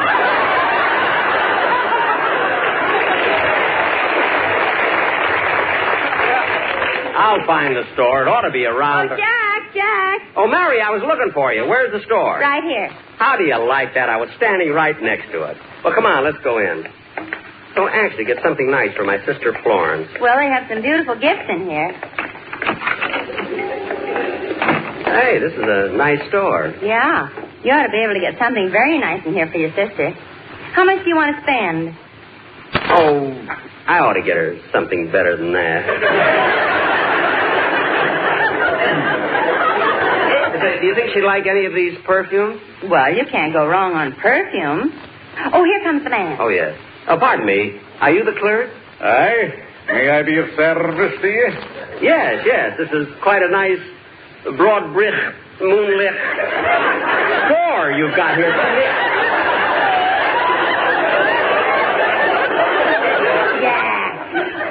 For heaven's sake. What's the matter? In England, you are dropping your H's, and here you're spraying people. I'm just trying to be one of the boys. Now, clerk, I'd like to buy some perfume for my sister. Well, would you like something sophisticated or alluring? Gee, I don't know. Well, how old is your sister? Well, she's 2 years younger than I am. And how old are you? 39. 39? Yes. That one almost started his motor.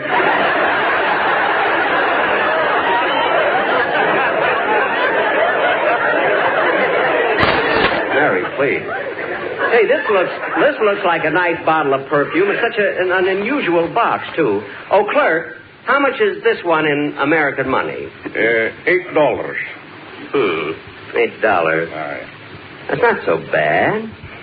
Tell you what, clerk, I'll give you 4. I'll take $7.90. I'll give you $4.10. $7.75.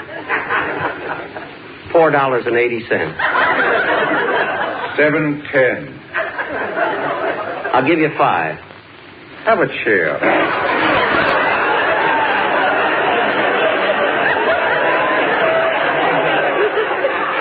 Thank you. Now, where were we? $7.10. Oh, yes. I'll give you 5. I'll take 7. $5.70. 20. $5.90. $6. $6.10. $5.80. Back up, you passed each other. Oh, yes. I'll tell you what, sir. Let's make it $6 even. You're a gentleman and a scholar. It's a deal, sir. Thank you. I'll unlock the store and let you out.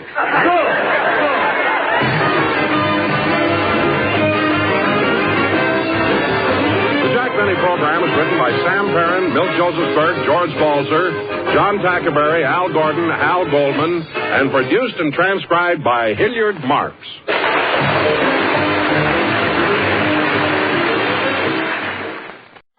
May I help you? Yes, operator. With a change of time from daylight back to standard, could you tell me what program is on at 4 o'clock? Just a minute. Say, Mabel, what program's on today at 4 o'clock? I don't know, Gertrude. I'll look it up in this radio guide. Hold it, Mabel, hold it. Huh? Look whose picture's on page 8. Well, take off my glove and dial with my naked fingers. It ain't that.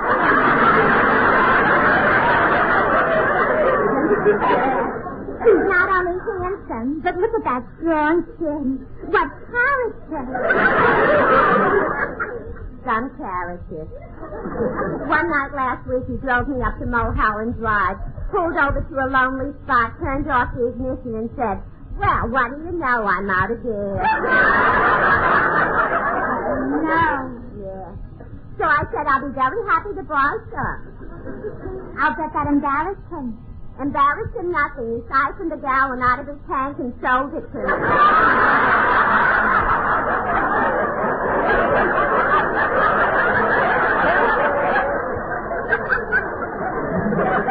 But you know, Mabel, you can't stay mad at a man like Jack Benny. Just look at that picture. The way he's standing there so casual and nonchalant with his coat thrown over his arm. Yeah. And just look at those muscles. Muscles where? On the floor. They fell out of his sleeve.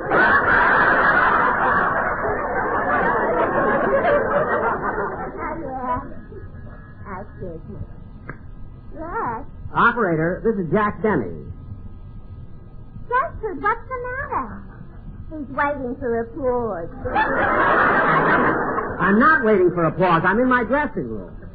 Now, operator, with the change of time today, I'd like to check my watch. What time is it, please? It's 20 minutes to 4. 20 minutes to 4? That's funny. I got 20 minutes to 3. Hold on. Mabel, what time have you got? 20 minutes to 5. No, honey. You move your watch ahead an hour, and you're supposed to move it back. Here, you're dumb. Well, I'm not as dumb as Jack Benny. He didn't move it at all.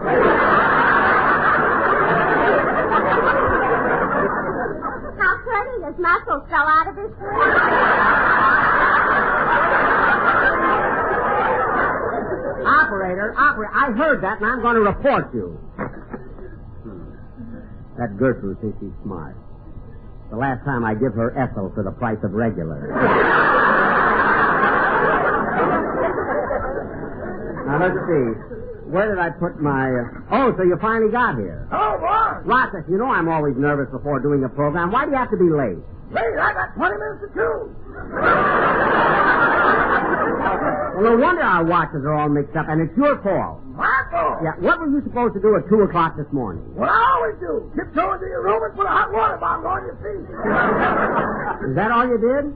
Well, as much as that was, I tickled your toes a little. Oh, was that you? Yeah, when I saw the way you had your arms around that pillow, I figured you were expecting something.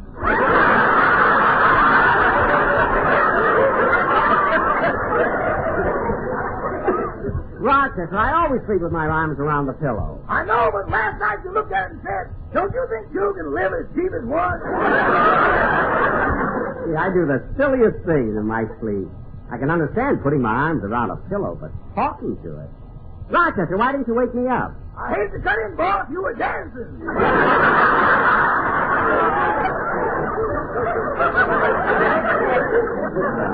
Well, Rochester, I'm going down to the hall to Miss Livingston's dressing room. I'll see you later.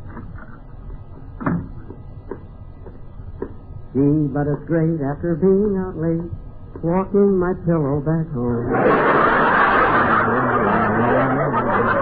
La, la, la, la, la, la, la. Mary, are you in there? Just a minute, Jack. I'm not dressed yet. Oh, Pauline. Yes, Miss Livingston. Mr. Benny wants to come in. Help me into my dress, please. Yes, ma'am. Miss Livingston, how long has he been on your program? Well, Pauline, it isn't my program. It's Mr. Benny's, and Mr. Benny's a star. I just work for him, and he pays me a very nice salary. Not as much as I pay you, but a very nice salary. Pauline, how does my dress look? It looks all right, Miss Livingston. But if I were you, I'd wear it a little shorter. You have such pretty legs. Oh, well, thanks, Pauline. It's too bad you only have 2 of them. What? Well, what I mean is, when you got something so nice, it's too bad you can't have more of it. Well, believe me, Pauline, every girl who has nice legs is perfectly satisfied with just 2 of them. After all, who'd look at a girl with 3 legs? Everybody. Mary, how about it? Just a minute. I don't know why it takes women so long to get dressed. Men don't take that long. Rochester throws me together in 5 minutes. Sometimes quicker. Jack. Oh, Bob! Bob, I thought you were on stage rehearsing the band. Well, I stood it just as long as I could. What do you mean? Well, Jack, when I agreed to take over the same orchestra that you always had, I didn't know what I was getting into. What? These guys are driving me nuts. Why, what's wrong? Well, look. In the first place, I'm stuck with an electric guitar player whose nose lights up. I know. Yeah, but there's a trombone player who's chained to the guy sitting next to him. Look, Bob. And a drummer with a candle on his head because it's his birthday. Bob. And I'm not even going to mention the accordion player who cracks peanuts in the pleat. Well, Bob, just have patience. I'm sure that... Oh, Mr. Benny. What is it, Dennis? John Wilson is looking all over for you. You should have started your program 15 minutes ago. 15 minutes ago? I got 3:15. I've got 4:15. Dennis, what does your watch say? Boulevard. I don't mean that. Anyway, kids, if we're 15 minutes late, we better get out on the stage. Jack, where have you been? Hurry. Look, Don, this is not my fault. But the program. Don, daylight saving time got me mixed up, but we still have plenty of time to do the sketch. So just take it easy. Jack, which sketch are we going to do? We're going to do a satire on that wonderful picture, High Noon, which starred Gary Cooper. I am going to play the leading role. You don't even know what time it is. Oh, quiet. Don, turn to page 12 and introduce our play. Okay, Jack. Bob, is the orchestra ready? Well, some of the boys are sitting up. Good. Take it, Don. Ladies and gentlemen, for our feature attraction of the evening, we're going to present our version of that epic of the West, the Stanley Kramer production of High Noon.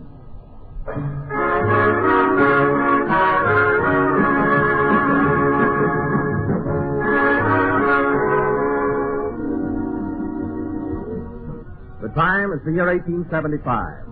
The place, the little town of Hadleyville. The scene is in the office of the Justice of the Peace. I'm the town marshal, and my name is Gary King. This is my wedding day. Yep. Right at this moment, I'm getting married to my sweetheart, Amy. Do not forsake me, oh my darling, on this our wedding day. Do not forsake me, oh my darling. Do you, Amy, take this man, Gary, to be your lawful wedded husband? I do. Do you, Gary, take Amy for your lawful wedded wife? Yep. Now, repeat after me, Amy. I, Amy, take thee, Gary, to love, honor, and cherish. I, Amy, take you, Gary, to love, honor, and cherish. Now you, Gary. I, Gary, take thee, Amy, to love, honor, and cherish. I, Gary, take thee, Amy, to love, honor, and cherish. And with all my worldly goods I thee endow. And with...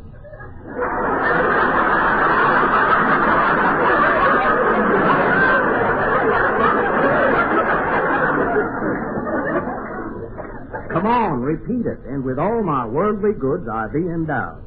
Ah, Gary, take thee, Amy, to love, honor, and cherish.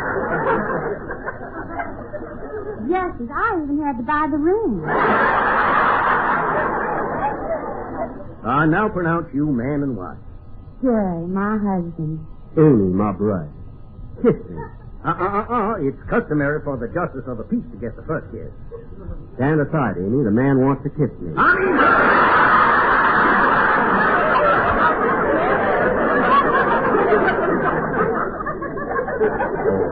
Come on, Mary. Amy.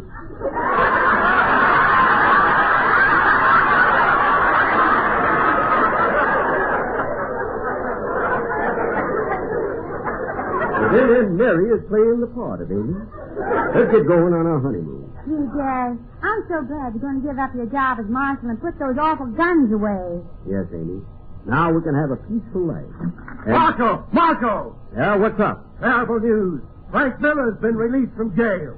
No. Yeah, and he's arriving in town at high noon. High noon?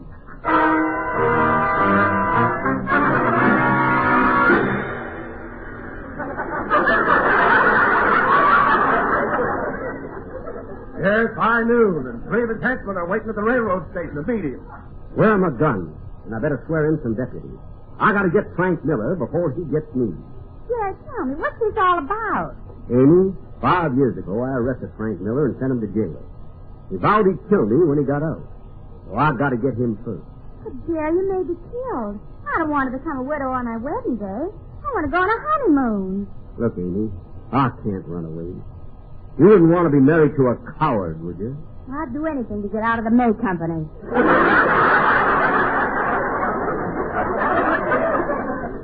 It was then I realized that Amy spelled sideways was May. But I had my duty to perform, even if it meant losing Amy. I went outside. I walked the hot, dusty, deserted street, looking in vain for men to serve as deputies.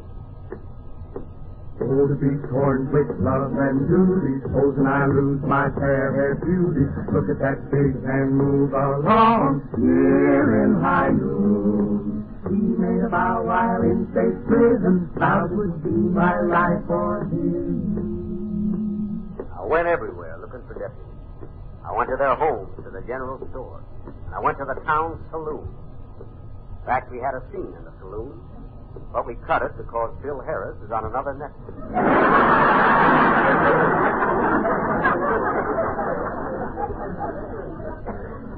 Finally, I went looking for desperate Dennis McNulty, a man who had been my assistant. Suddenly I saw him. He came riding towards me.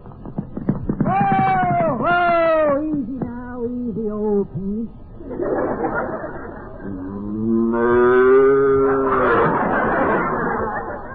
I never had the heart to tell him.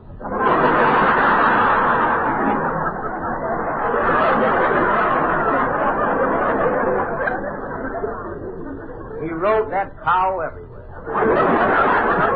In fact, he was the man who originated the white line down the middle of the street.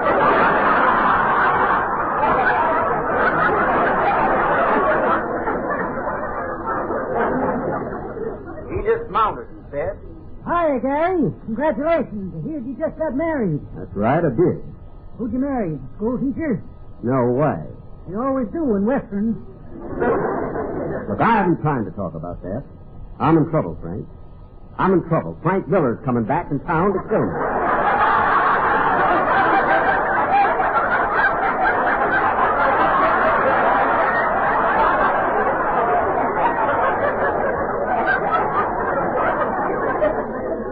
I need help.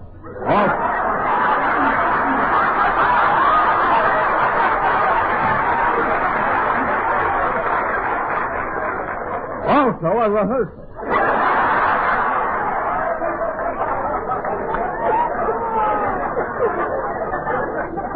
You sure do.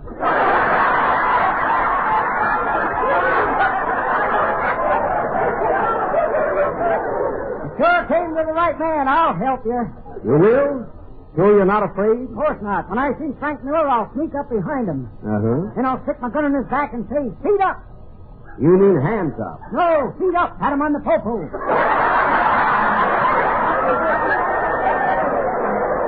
What? Let's hear him laugh.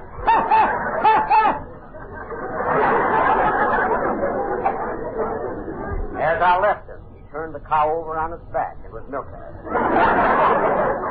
looked like the fountain at Wilshire and Santa Monica.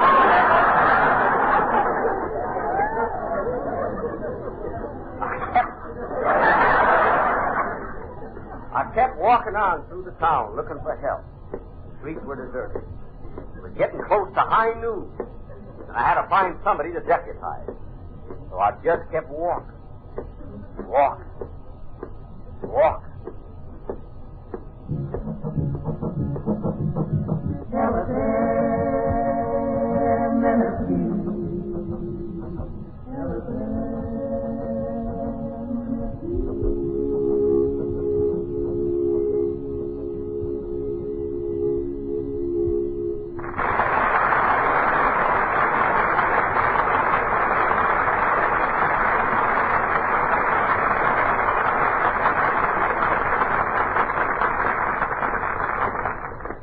Time was running short. Still, I could find no one to help me. I was a marked man. No one would even come near me. This was before the days of chlorophyll.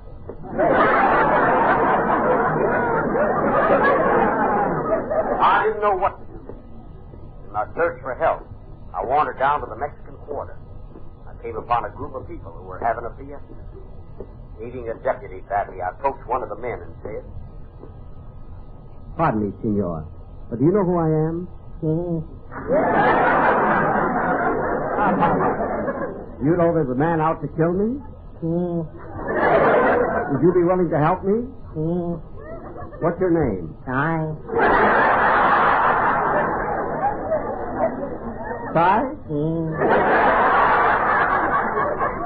"Now you, senorita, are you a sister?" "Is it all right for your brother to help you?" "What's your name?" Conchita, Guadalupe, Lolita, Hernandez, Gonzalez, Carita, Del Prado, Ramona, Rosita, Ramirez.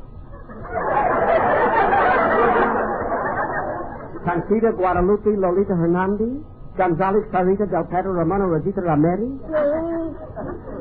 But that name is too long. What can I call you? Sue. Sue? But I was talking to her, wasn't I? What do you do for a living? So.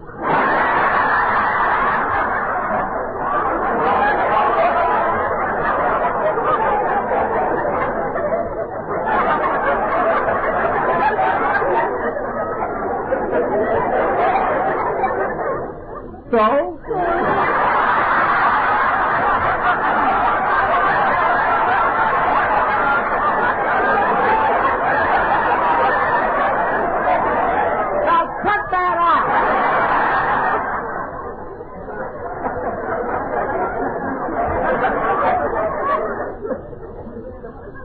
I appreciated their offer to help.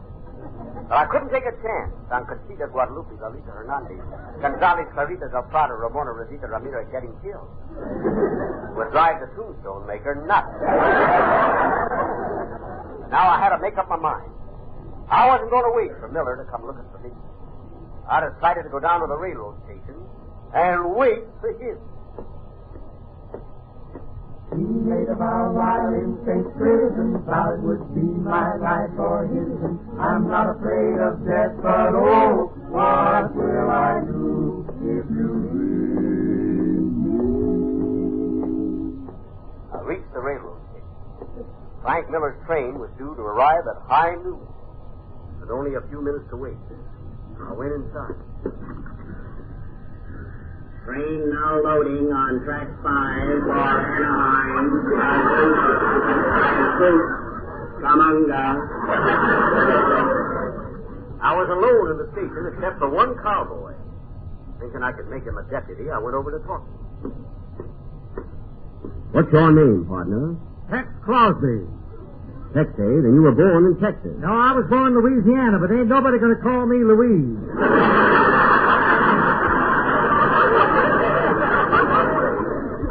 That's an old joke. Well, it was new in 1875. Oh, yes. What are you doing here anyway, Tex? Well, I'm waiting for Frank Miller to arrive. We're going to kill the town marshal. Oh, you are, eh?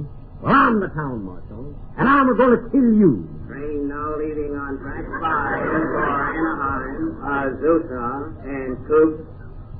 I'll give you a fighting chance. When I count 3, draw on 2. Okay.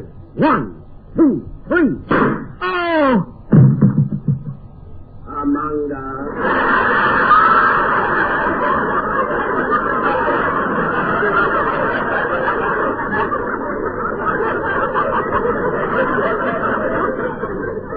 I got you, Tex. Oh! As he lay there, he reminded me of his brother. He was a groaner, too.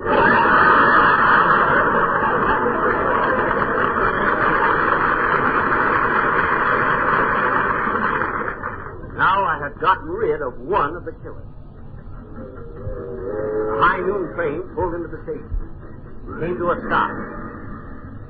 Frank Miller got off the very last car and was met by his 2 remaining henchmen. This was my date with death.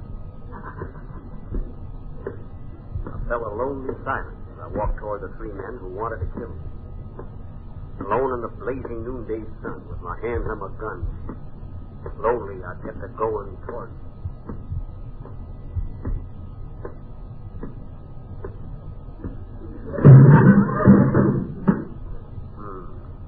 My clumsy sound man got up and I continued walking.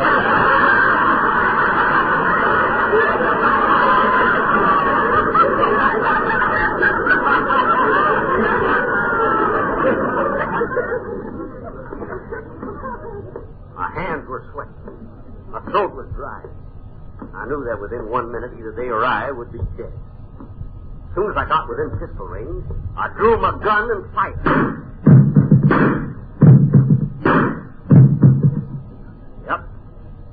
Killed all 3 of them, without giving them a chance to talk.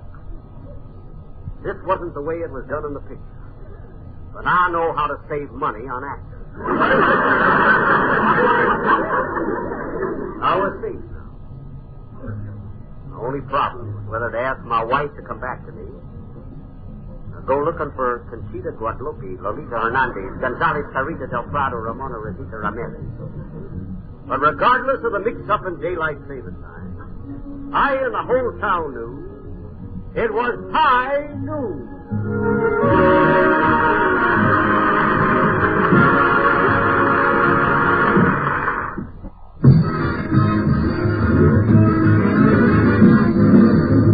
We're a little late, so good night, folks.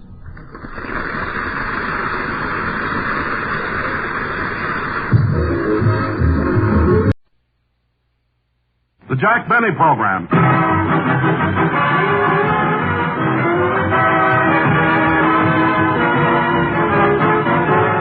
Starring Jack Benny with Mary Livingston, Rochester, Dennis Day, Bob Crosby, the Sportsman Quartet, and yours truly, Don Wilson.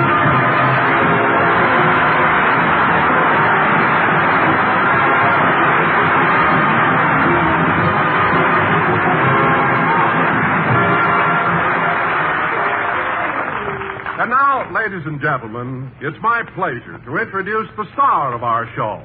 A man who... Wait a minute, Don, wait a minute. What? You better not start the program until we're sure we're working. Working? Mary, what's this all about? Well, Bob, remember what happened last week? Jack got all mixed up. Missed half his program, and now he's in trouble with a sponsor. Hey, this is serious. Jack loses the program, I'll have to go out and find a job. So will I. What did you do, Mary? Well, I don't know whether to get my own radio show or go into television. Oh? But in the meantime, tell your wife to buy her stockings at the May Company. I'll give her a discount. I will. Where's Jack now? He's on the phone in his dressing room talking to the sponsor. Gee, I hope it works out all right. You see, Mr. Lewis, when I missed my program last week, it wasn't... Mr. Lewis, are you listening? Yes, Jack, I'm listening. Well, when I missed the first half of my program last week, it wasn't my fault. See, my watch said 3:15 when it was really 4:15.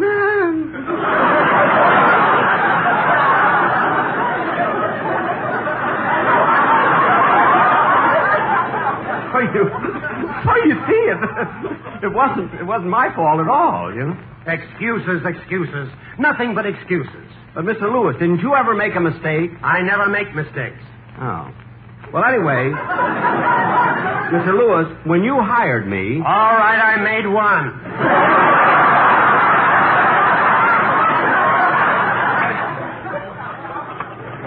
I knew you'd admit it. Anyway, Mr. Lewis, when you hired me, we had an understanding. Mr. Lewis! Mr. Lewis! Oh, my goodness, we've been cut off. Operator! Oh, Mabel, what is it, Gopher? Mr. Benny's line is flashing. Yeah, I wonder what Kiss of Fire wants now. Maybe he... Uh-oh. He was talking to New York, and I must have cut him off. I'm sorry, Mr. Benny. I'll connect you again. Say, Gertrude. Let's listen in and hear what he's saying. Listen in? Mabel, how can you suggest a thing like that? Oh, now, Gertrude, don't put on airs for me. You know, you didn't get that cauliflower ear from boxing.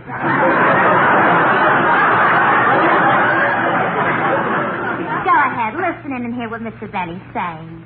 I don't have to listen in. I'm going out with him tonight, and you know him. One glass of Manischewitz wine, and he tells you everything.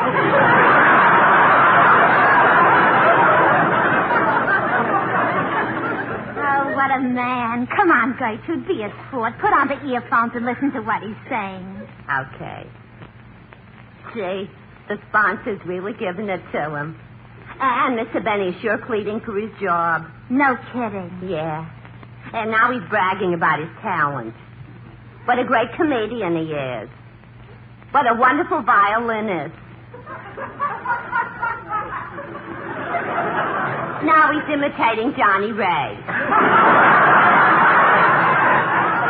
You mean he's singing? No, he's crying. He sure is lucky. The sponsor said he'd give him another chance.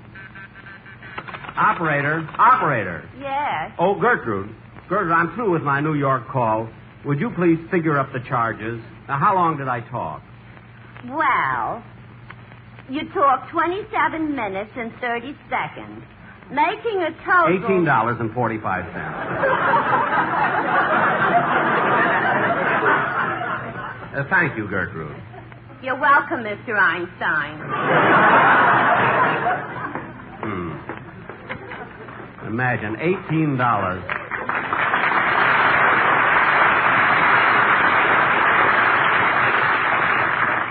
Imagine $18.45 to call New York. It's only 6 cents for an airmail stamp. But then you can't cry in a letter. Oh, well, I better get on the stage.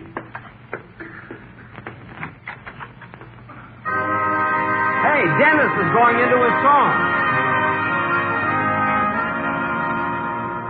I went to your wedding, although I was dreading the thought of losing you. The organ was playing, my poor heart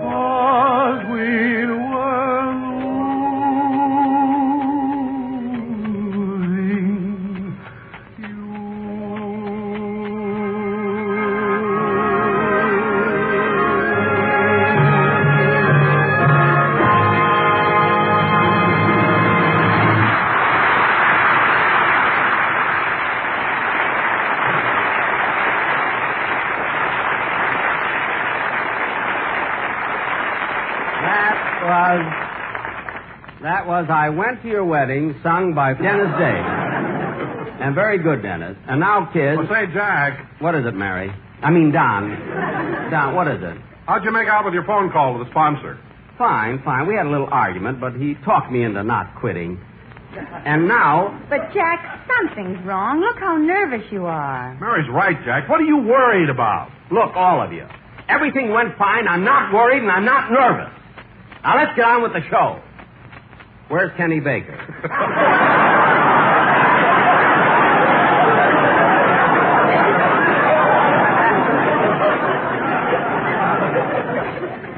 Kenny Baker? She has been with us for 12 years.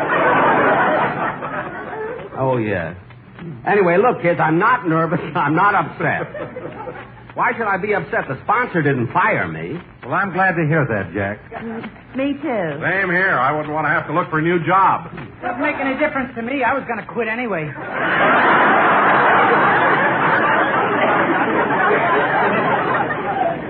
Quit? Uh-huh. But, Dennis, what's the reason? Confidential. Well, if it's confidential, come out in the hall and tell me. Okay. Excuse us, Mary. Well, she can come, too. But, Dennis, you said it was confidential. If it's confidential, it should be between two people. Oh, then you and Mary go. I'll stay here.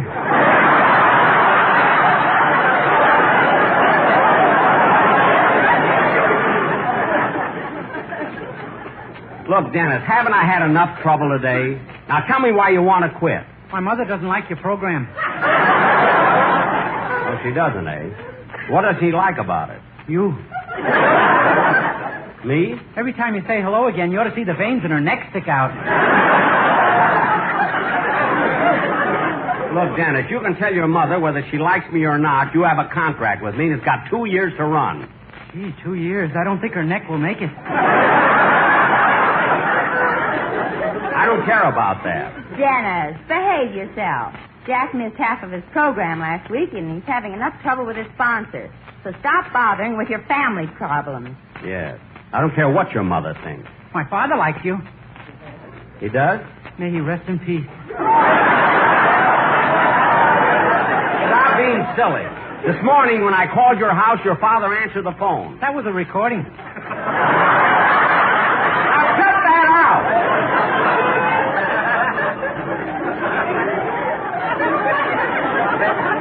And do me a favor, will you? Let's forget about the sponsor and just concentrate on doing good shows. Well, Jack, I'll do all I can. I know, Bob, I know. Say, by the way, did you notice the way I've improved the orchestra? I certainly did, Bob. The band sounds wonderful lately. Thank you.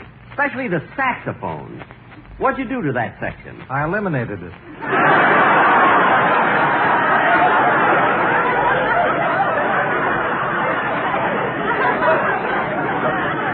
Oh, good.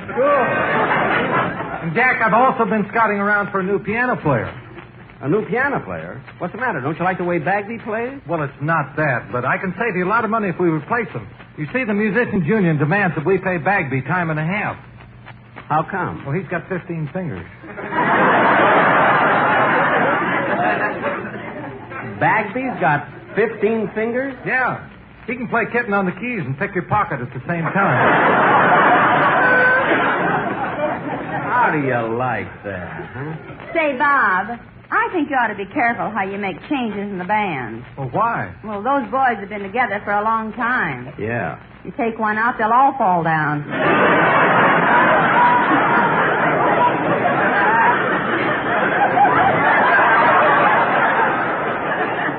That's right. Anyway, Bob, we'll talk about the band later. Right now, we got a very important play to do. Yeah, Jack, we better get started with it. What's the play about, Jack? Well, it's a thrilling story of how a newspaper reporter solves a murder. Now, I play the part of Scoop Benny, the fearless, fighting, two-fisted...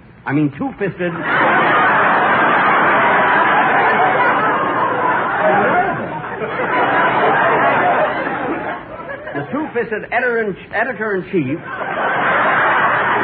the Los Angeles Daily Bugle. Am I in it? Yes, Bob, you play my star reporter. You're in it too, Mary. And Dennis, where's Dennis?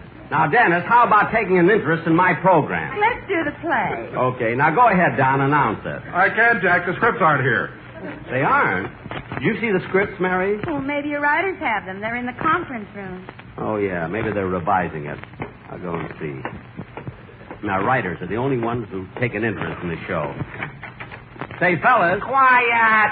Hey, fellas, I'm looking for the script you wrote for our play. Where is it? We don't know. We didn't see nothing around here. When we wrote it, we gave it to you.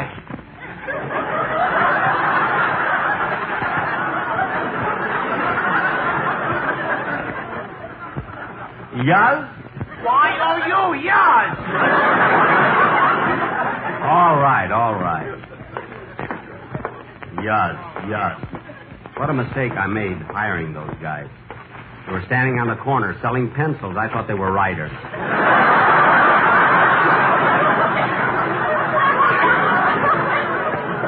Oh, well. Did you get the script, Jack? No. But, Jack, this is ridiculous. How are we going to do a play without a script? Yeah. Wait a minute. Maybe I left them at home. Give me the phone, Mary. I'll call Rochester. Okay, here it is. Said he gave me the script. Wonder what happened to it. Maybe Milton Berle. No, he's in New York. I don't know. Mr. Barry's resident, star of stage, screen, radio, and... Oh, stop that! Now, look, Rochester, we got a play to do here, and I can't find the scripts. Did I leave them at home? No, you put them in the glove compartment of your car. Oh, yes. Now I remember. Thanks, Rochester. Goodbye. Goodbye. Oh, Rochester. Yes, boss. You better rush down here at the studio. You know, we do our television show as soon as my radio program is over. I know. And don't be late, Rochester. I need you. Oh, boss. Let's just say we need each other. Yeah. Goodbye. Goodbye.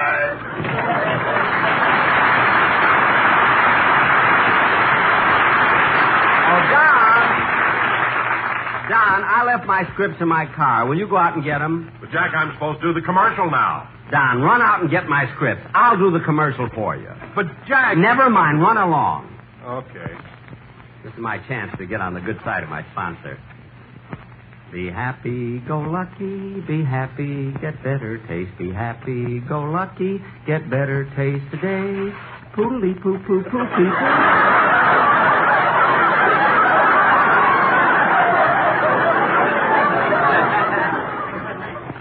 Be happy, go lucky, be happy, get better taste. Be happy, go lucky. I hope I'm here next week.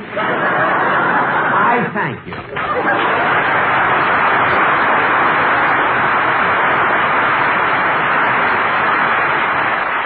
And now it's time out for a song by Dennis Day.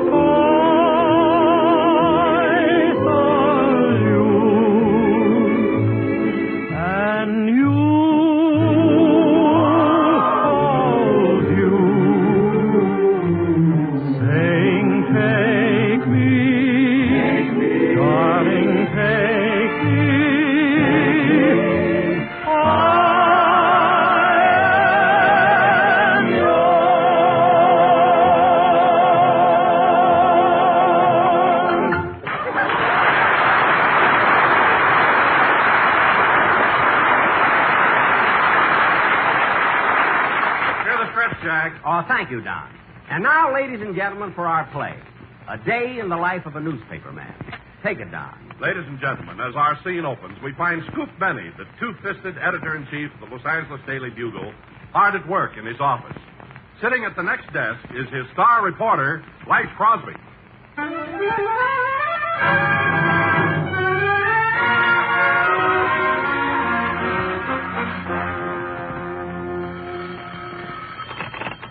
Los Angeles Bugle, Scoop Benny speaking. What? Give me all the details. 7 of them, huh? Say they're taking off at midnight? Thanks for the tip. I'll be there. What is it, Scoop? Late show at the Burbank Theater.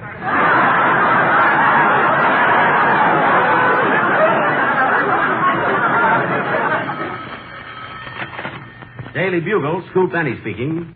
Hello, big boy. This is Mrs. Archibald J. Stuffington at 204 Stuffington Road, California. Stuffington, eh? How are you, Stuffy? Got a big story for you. Come up to my apartment. My husband has just been murdered.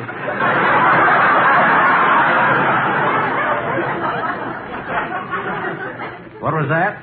My husband has just been murdered. What was that?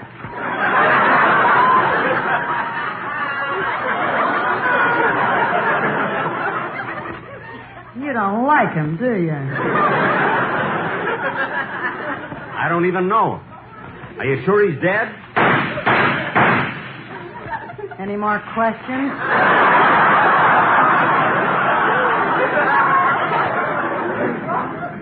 Well, I'll be right over there, Mrs. Stuffington, and try to solve this murder before the police come. See that the body stays where it is. What's that? If it moves now, you've got a real story.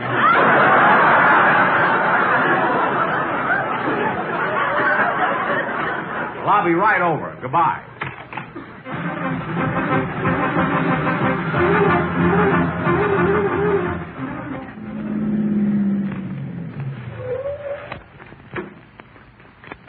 Here's the house, Flash.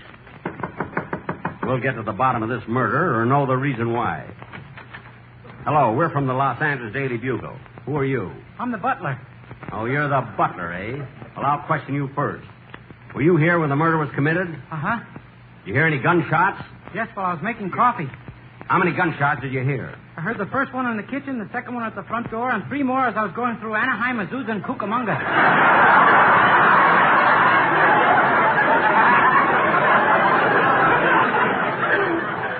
Cucamonga? How'd you get back here so fast? My suspenders were caught on the doorknob.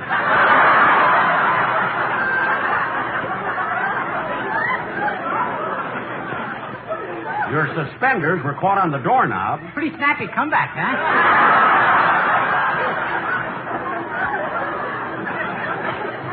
Yes. Yours gave me that one. All right. Now, where's Mrs. Stuffington? Well, here I am, boys. I've been waiting for you. Now, Mrs. Stuffington, I'm here to solve this murder. And I'm going to question you right now. Well, just a minute, I'll call my butler. Oh, Goodrich, bring me a martini. Yes, madam. Wait a minute, Mrs. Stuffington. How can you sit here drinking martinis when your husband has just been murdered? You're right. Goodrich. Yes, madam? Put a black olive in it.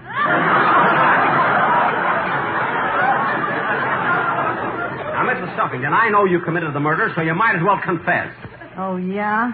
Well, you can't prove a thing. Oh, yes, we can. Look here, Scoop. I just found a dictograph. I played it, and there's incriminating evidence in it. Evidence, eh? Well, turn it on again, Flash. Okay. I want to hear this. Goodrich, dear. Yes, darling? Did you get the gun? Also the rope, the club, and the poison. You figured out how you're going to kill him? Yes, I'm going to make him swallow the poison, then tie the rope around his neck. What are you going to do with the club? I'm going to pat him on the popo.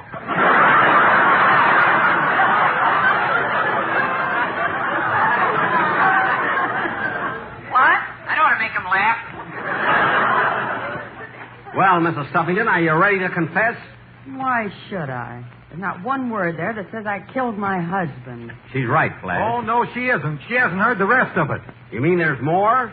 Turn on that dictograph again. Okay. What's that? Oh, my goodness. I guess the radio must have been on while we were planning the murder. Yeah. Oh, then you did plan it. It's a hit! It's a hit! It's going! It's going! It's a home run for Ty Cobb! Ty Cobb? We've been planning this murder for a long time.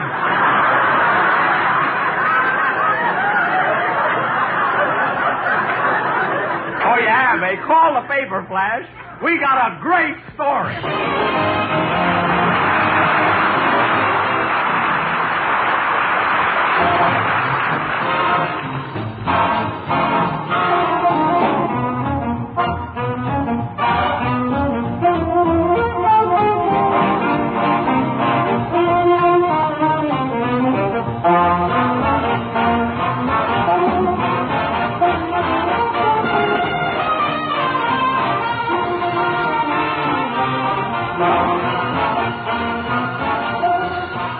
This has been the Jack Benny Show with Mary Livingston, Rochester, Dennis Day, and yours truly, Don Wilson.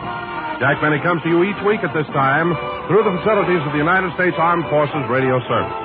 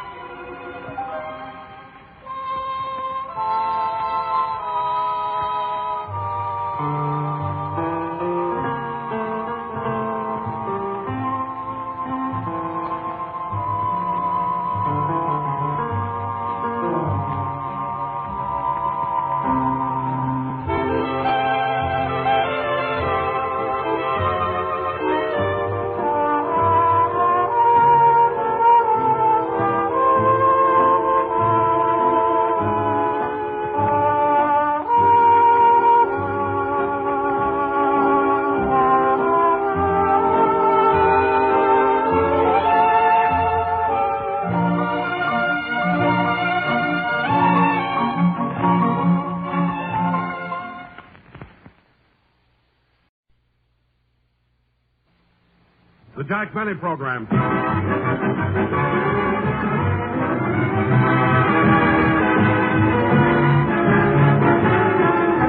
Starring Jack Benny with Mary Livingston, Rochester, Dennis Day, Bob Crosby, and yours truly, Don Wilson.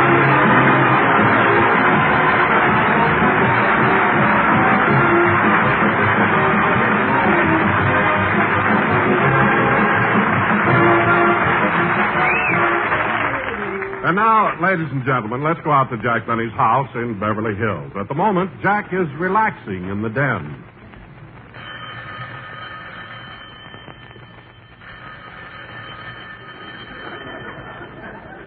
Rochester, the phone.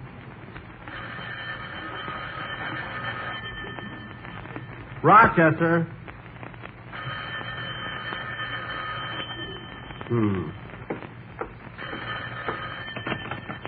Hello?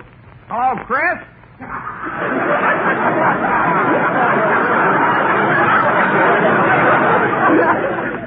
Chris? Yeah, ain't you Christopher Columbus?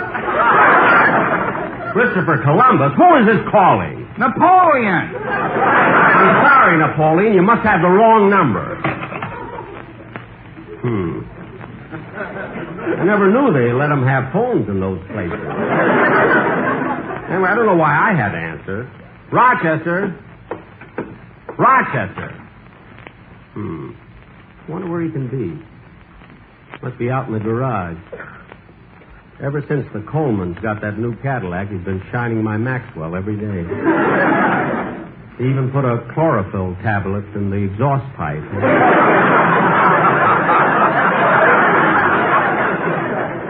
I'll go out and see.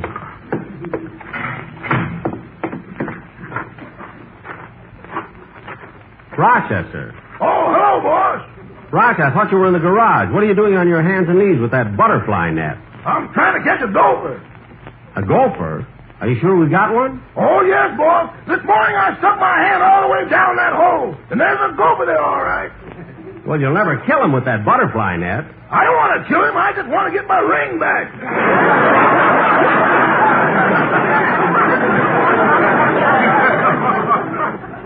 My goodness, that beautiful gold ring I gave you for Christmas.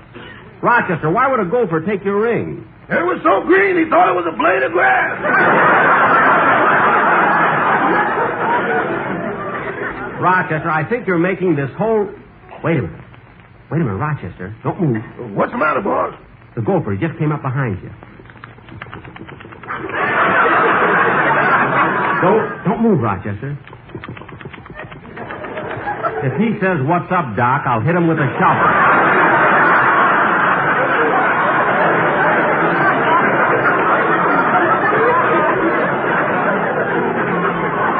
Oh, darn it, he went back down the hole. Rochester, hand me that gopher trap. Here you are. Now, let's see. I just pushed the spring all the way back. Well, the trap is set. There. Now, let's stand back and wait. Wonder if he's coming. I'll get down on my knees and look in the hole. Can you see him? Yeah, here he comes. He's coming closer. Closer. Boss, the gopher got away. You put the trap in backwards. Well, don't stand there talking. Get it off my nose.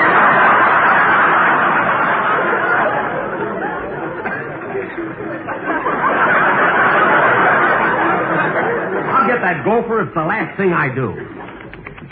Boss. Hey, here he comes again. Yeah, I see him. Rochester, I got him cornered. He can't move. Now I'll just take this shovel and... Boss, why don't you hit him? I can't. Look at those blue eyes.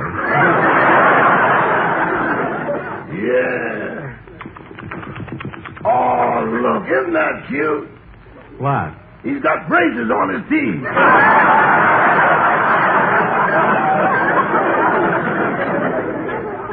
Well, what do you know? Rochester, let the gopher run around the yard. What does it hurt? I'm going in the house. I'm glad we didn't catch him. See, my nose hurts. Who can that be at the door? Coming! There's the phone again. Hello? Hello, Chris?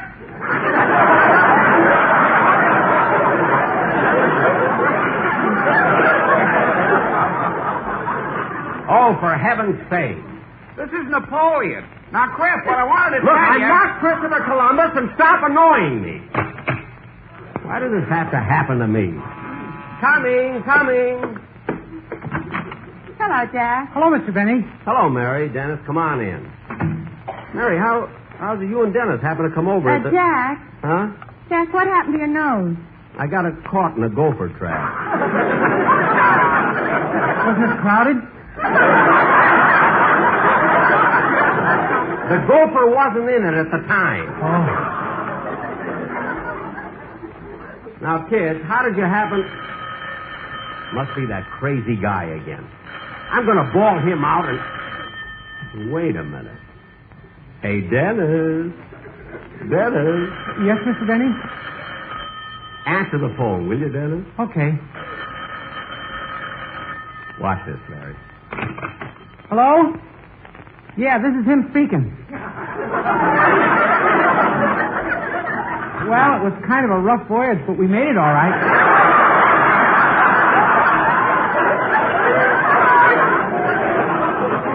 What's that? The Nina and the Pinta rolled a little bit, but the Santa Maria came through fine. What? Yeah, it was an expensive trip, but Queen Isabella hocked her jewels and put up the money. Dennis. Nah, Ferdinand was all wrong. Isabella and I were just good friends. Dennis, get away from that phone. Just a minute. Thanks very much. I'll see you in about an hour. Goodbye. Now, Mary. Gee, Mr. Benny, do you know who was that word on the phone? Yeah, I know, and I don't want to hear anything about it. Oh, but Mr. Benny... Dennis, that guy drove me nuts, but you're not going to.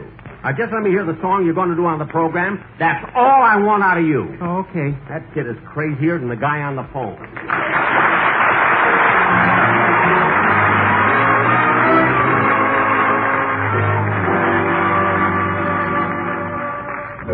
I used to walk with you along the avenue.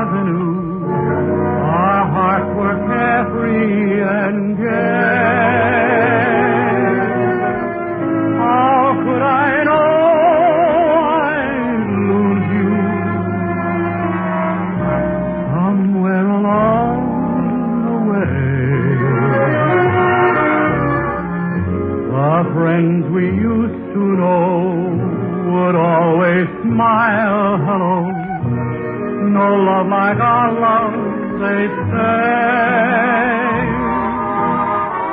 Then love slipped through our fingers. Somewhere along the way, I should forget.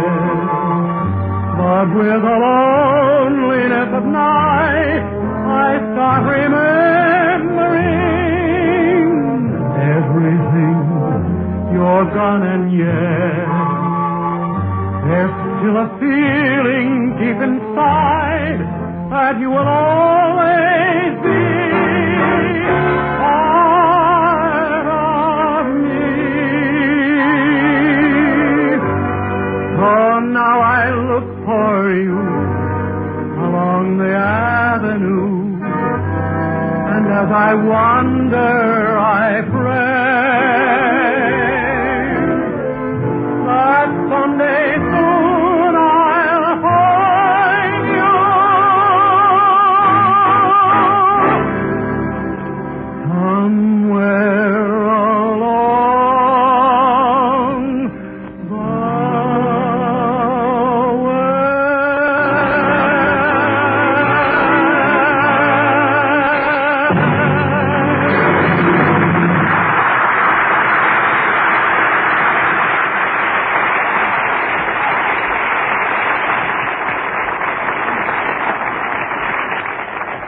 Very good, Dennis. Very good. You know, this season your voice is better than ever. Well, thanks. Look, Mr. Benny, I got to leave now, but if Napoleon calls, will you Dennis, tell him you that... said you were going to leave, so go.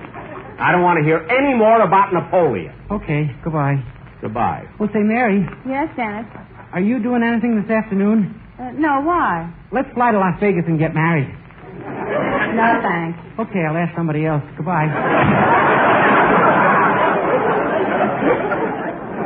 Mary, isn't Dennis the craziest kid you ever met? Oh, I don't know. But he does the silliest things. He didn't get his nose caught in a gopher trap. All right, all right. Mary, what'd you come over here for anyway? Well, you asked me to come over.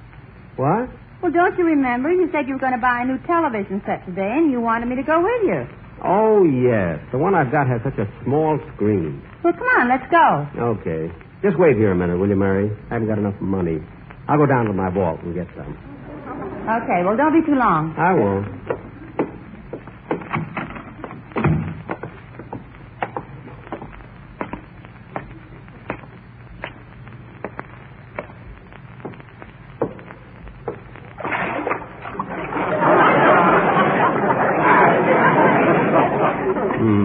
Here come my alligators.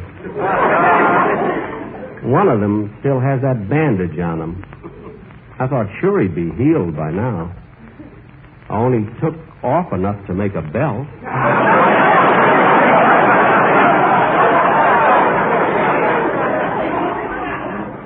Well, I better go in my vault and get my money.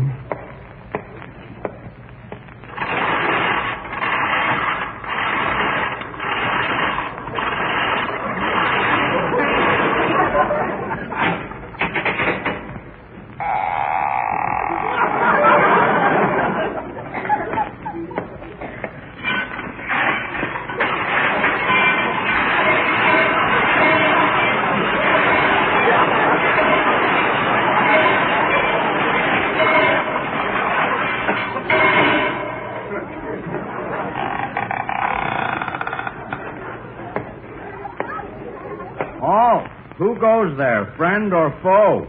Friend. What's the password? No loose ends.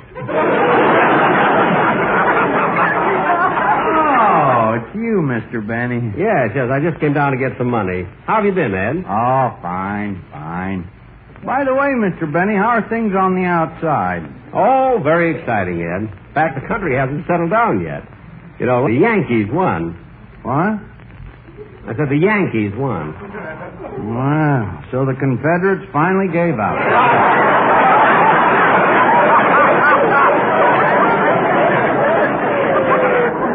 Now, excuse me, I want to open the safe. Let's see, the combination is right to 45, left to 16, back to 15, and left to 110, There.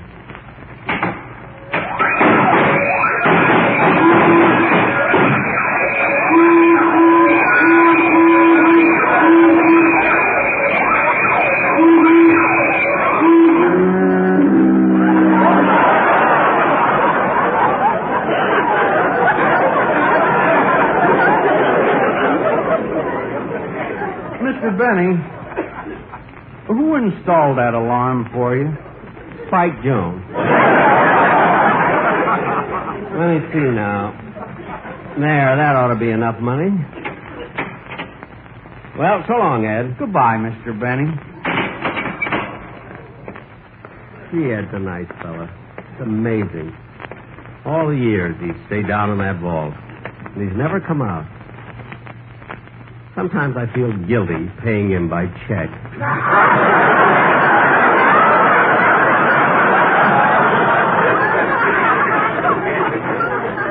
I better hurry. I don't want to keep Mary waiting.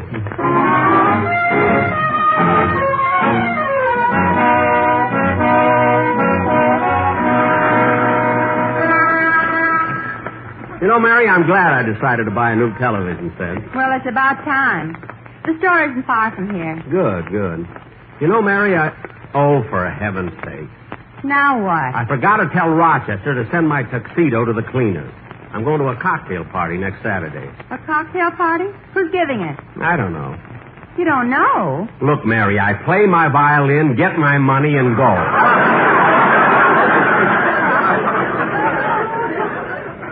You should have seen the tip Mary and Davies gave me.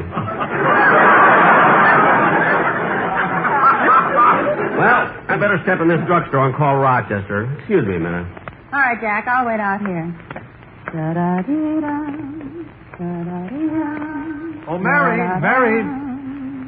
Mary. Oh, hello, Bob. Hello, Mary. What are you doing? I'm waiting for Jack. He's inside making a phone call.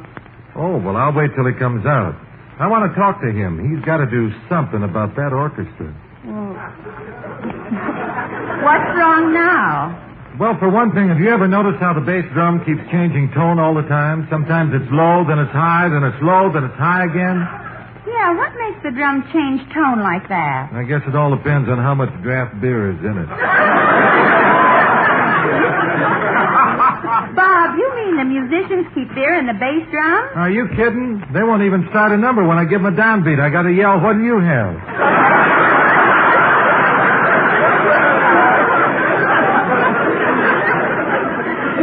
No. Well, Mary, I called Rochester. Oh, hello, Bob. Hello, Jack. Say, Bob, I heard a lot of good comments on our television show. Everybody thought you were wonderful on it. And they loved your song. Well, gee, that's nice, Jack. Thanks. But the next time I sing, I kind of wish you'd put some production behind it. You know that song called For a Scene in the Park? But, Bob, I gave you a scene in the park. No, I mean real scenery, not just a tree painted on the drummer's head.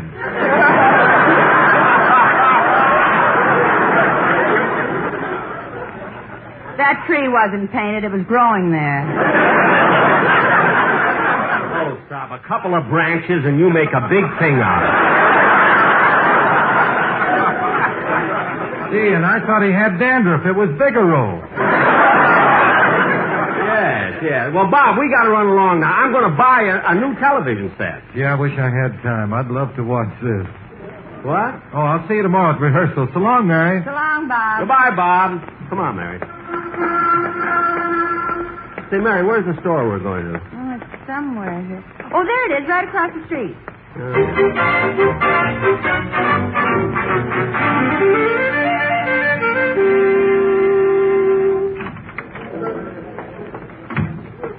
Gee, they've only got 2 salesmen, and they both seem to be busy. That's all right. I'd like to look around first, anyway. They sure have a lot of television sets here. Yeah. There's one with a 16-inch screen, and here's a 20-inch. Hey, Mary, look at the size of that screen over there. It's tremendous. Which one? Way over there. What a clear picture. Put on your glasses. You're looking out the window.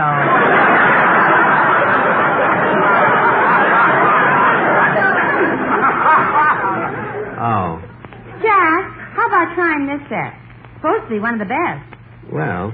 I'll turn it on. It doesn't work. Jack, this is a television set. It has to warm up first. See the pictures starting to come in now. Yeah. Quiet, Mary. I want to hear this.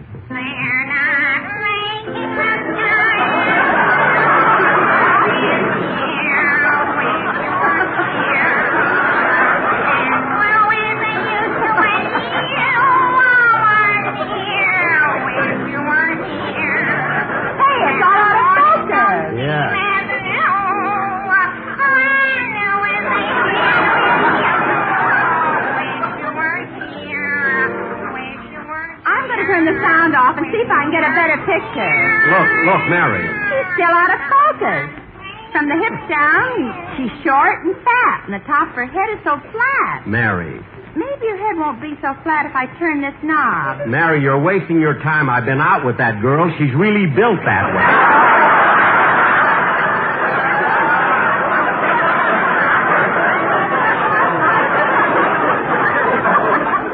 Oh. Now turn it up again. I want to hear it.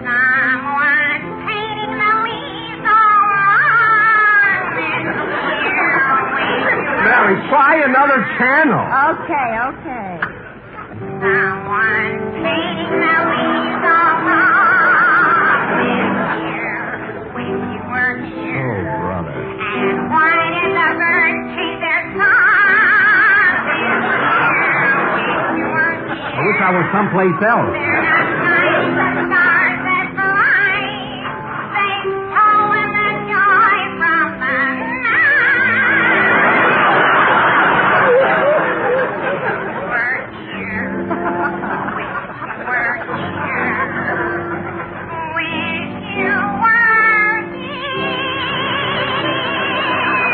Turn that off, will you?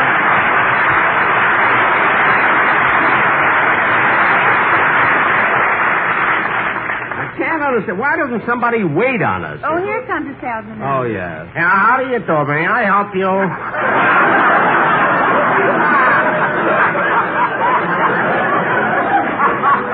Yes, I'd like to buy a television set. We have all the latest models here. How about this one? Well, I was thinking of something bigger. In fact, I was thinking of this one here with a 30-inch screen. Now, how much does it cost? $795. What? Jack, stop choking him. He's just a salesman. Oh, I'm sorry. I'm terribly sorry. Well, how much is this 20-inch set? I'll whisper it to her.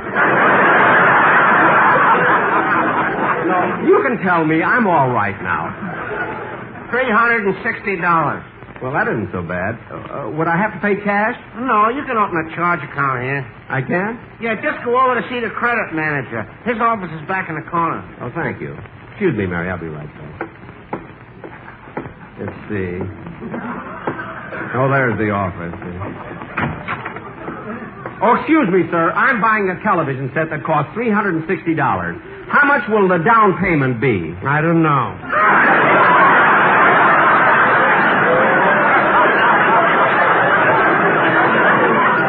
Well, how much of an installment will I have to pay each month? I don't know. Well, how many months will I have to pay before I own it? I don't know.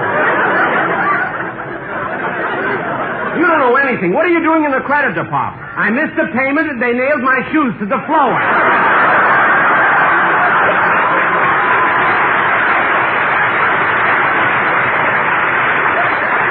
Oh, for heaven's sake, that's the silliest thing I ever heard. Now, where's that credit manager? How do you do? Can I help you? Yes, I want to buy a TV set on credit. Well, you've come to the right place. We'll put a television set in your home and give you 5 years to pay for it. Well... You take it, and at your age, it's a good deal. Look, mister... Now, before I give you a charge account, I'll need some information. Your name? Jack Benny. Address? 366 North Camden Drive. Occupation? Comedian. Your age? 39. Hey, you are, aren't you? 39? No, a comedian.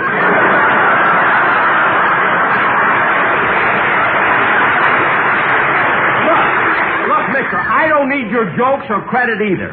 I picked out my television set, and here's the $360 for it. Thank you.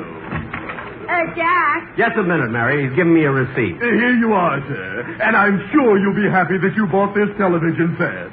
There's so many interesting programs to watch. For instance, today they have a very unusual program on called Historical Characters. Historical characters? Yes, you see, this fella calls people up on the phone and says he's Napoleon and asks if you're Christopher Columbus. Huh? And if you don't hang up on him, you win a television set.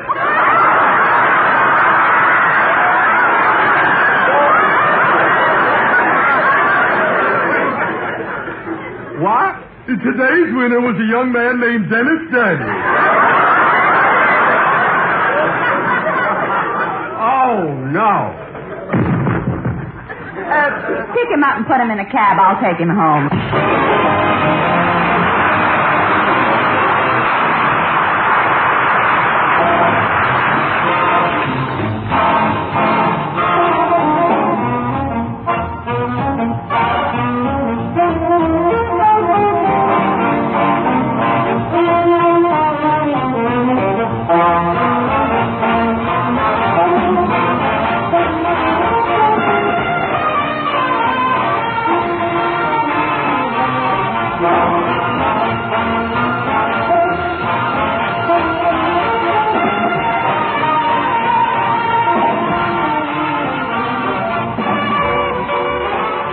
This has been the Jack Benny Show with Mary Livingston, Rochester, Dennis Day, and yours truly, Don Wilson. Jack Benny comes to you each week at this time through the facilities of the United States Armed Forces Radio Service.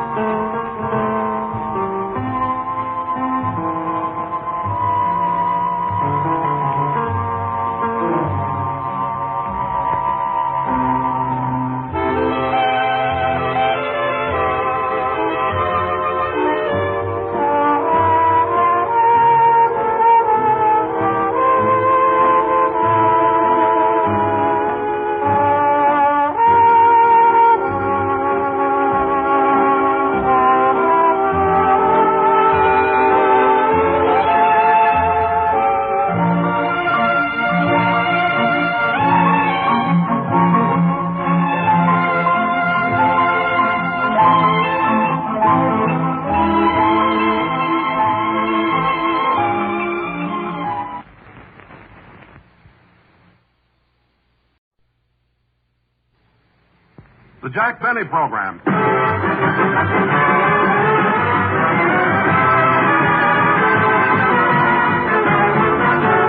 Jack Benny with Mary Livingston, Rochester, Dennis Day, Bob Crosby, and yours truly, Don Wilson.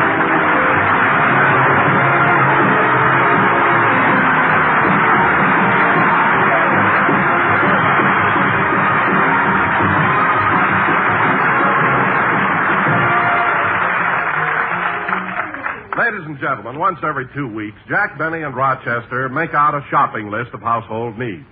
As we look in on them today, they're preparing this week's list. Say, boss, the shelves are kind of empty. We need some baked beans. Baked beans. 3 cans. Some peas. Not so fast, Rochester. I'm writing it down. Peas, 2 cans.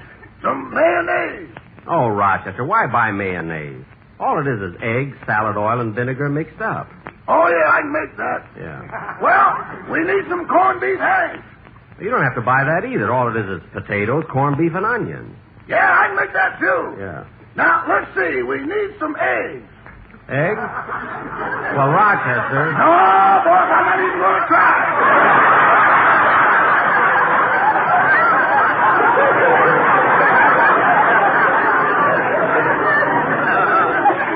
I didn't mean that.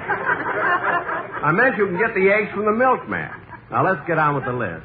Some birdseed for Polly.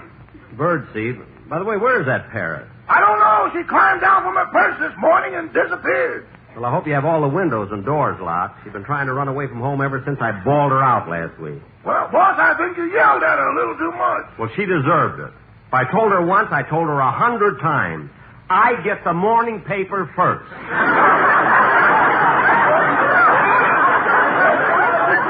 Silly bird. Now, come on, let's finish this list. Okay. A bottle of cooking sherry. A bottle of... Wait a minute, Roddy. We just bought some wine last week. It's all gone, boss. I've been meaning to talk to you about that. You've been using too much in the cooking lately. Why? Well, last night you made some clam chowder with sherry, didn't you? Uh-huh. What about it? Well, I bit into a clam and it bit me back. Now, don't use it in everything from now on. Yes, sir. While I'm down at the market, shall I get anything at the butcher's? Well... I think the only meat we have left is a chicken. Well, let's not think. Let's be sure. I'll look in the refrigerator and see.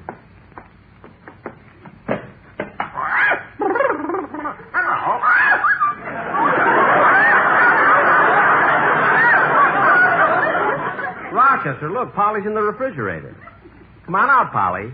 Come on. Polly, stop crying. Polly, control yourself. It's only a chicken. You didn't even know her.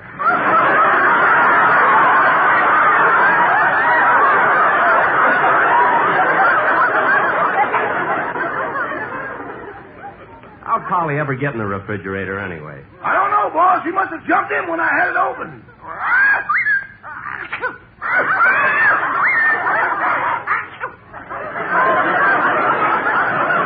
I think she's catching cold. Fix her an Alka-Seltzer, Rochester. Don't worry so much, boss. Polly will be all right. I don't know. She's getting kind of old, you know, even for a parrot. How old is she? Well, when I bought her, the pet shop gave me her pedigree. The paper said she was born in Algiers in 1894. 1894? Yeah, that makes her 58 years old. I'm 39.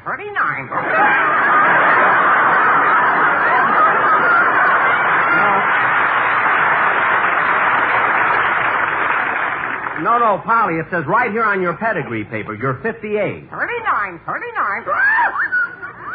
No, Polly, you're all mixed up. I'm 39. 58.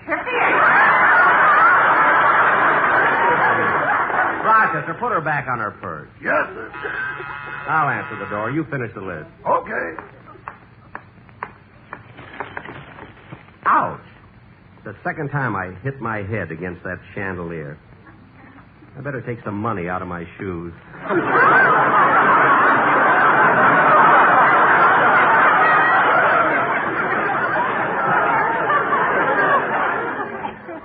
Yeah, I'm lucky my head... Coming. Oh, hello, Mr. Benny. Oh, hello, Dennis. Come on in. Mr. Benny, can I miss the rehearsal tomorrow? Oh, sure. Can I miss Saturday's rehearsal, too? Saturday? Well, I guess so. Can I miss the show on Sunday? Miss the show? Why? I'm going to kill myself. Oh, stop being silly. I'm not being silly. I already made out my will. Look, Dennis. I'm leaving my brains to Hollywood High School. I was going to leave it to Harvard, but they turned it down. You're not going to commit suicide. If I don't, the gamblers are going to take me for a ride. A ride? Yeah, I lost the 50 cents on the World Series, and I didn't pay off. Look, Dennis, nobody's going to kill you for only 50 cents. A lot of people say they'll do it for nothing. Dennis, I'm tired of this silly talk. Now stop worrying and let me hear the song you're going to do on the show. What is it? Auf Wiedersehen. That means goodbye forever. It does not. Now sing it and don't drive me crazy.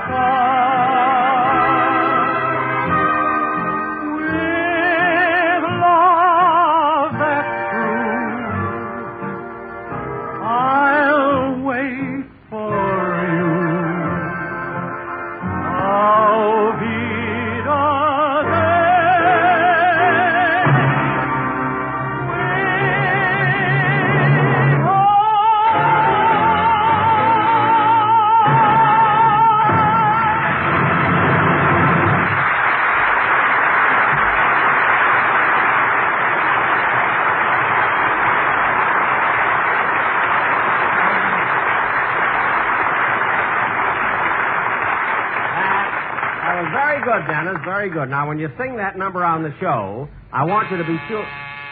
Well, there's someone at the door. Don't answer it. Don't answer it. They're coming after me. Oh, be quiet. Nobody's coming after you. Come in. Hello, Jack. Hi, Jack. Oh, hello, Don. Bob, I didn't expect you. Come on in. Say, Jack, Bob and I are going out to play some golf. We thought maybe you'd like to join us. Gee, I'd love to, but I can't leave the house. I'm expecting a call about a very important picture deal. Who from? Daryl Zanuck. Daryl Zanuck, the head of 20th Century Fox. Uh-huh. Say, didn't you make a picture at that studio? That's right, Bob. I made a picture for Zanuck in 1941. Gosh, that's only 11 years. He got over it fast.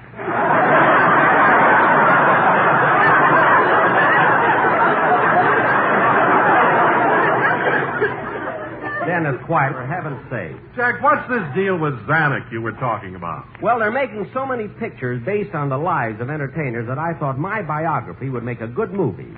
So I wrote it up and sent it to Mr. Zanuck. You know, Jack, that should make a wonderful story. You've led such an interesting life. Vaudeville, movies, radio, stage, television. Bob's right, Jack. You intend to play the leading role yourself? No, that would be too hammy, you know. We're going to get an actor who's a lot like me in personality, age, habits, and physique. Who are you getting? Errol Flynn.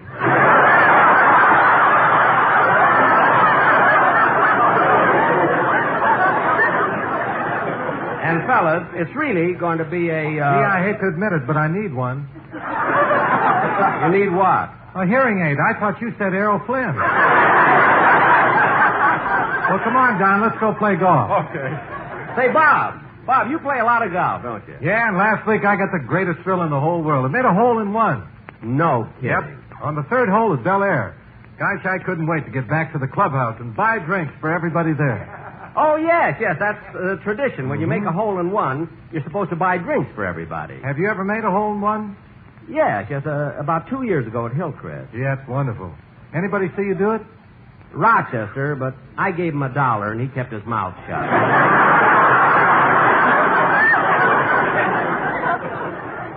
It was worth it.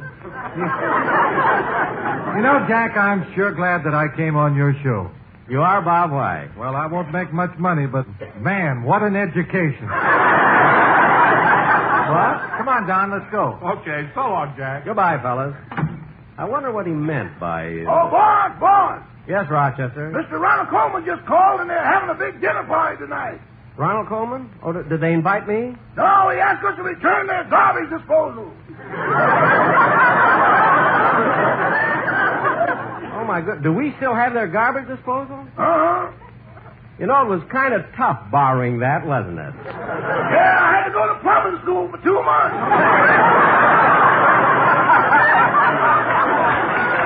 Oh, yeah. Well, let's try. Say, maybe that's the phone call I'm waiting for. Hello? Jack Denny speaking. Hello, Jack. This is Daryl Zanuck.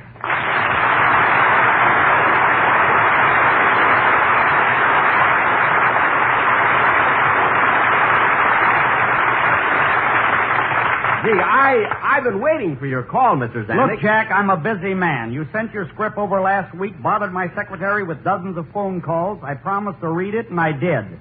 You did, Mr. Zanuck? You did? What'd you think of it? Well, Jack, that is without a doubt the most awful thing I've read in all my 39 years.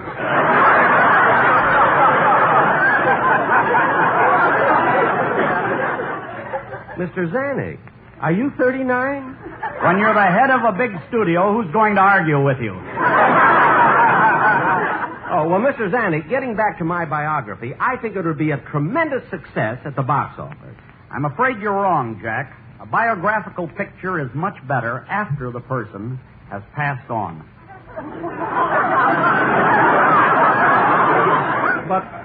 But I'm in the prime of life. I'll be here a long time. We can wait.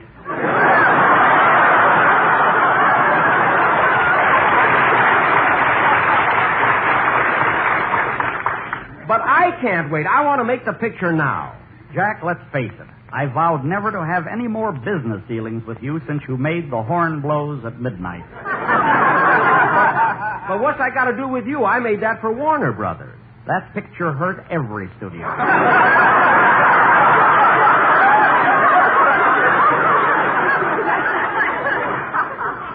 What? I can't wait till it gets on television.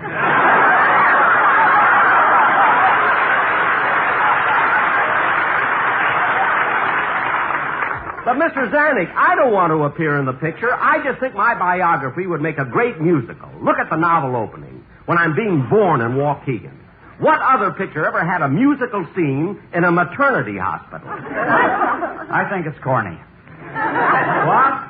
Imagine having the doctor sing, "Feet up, pat him on the popo."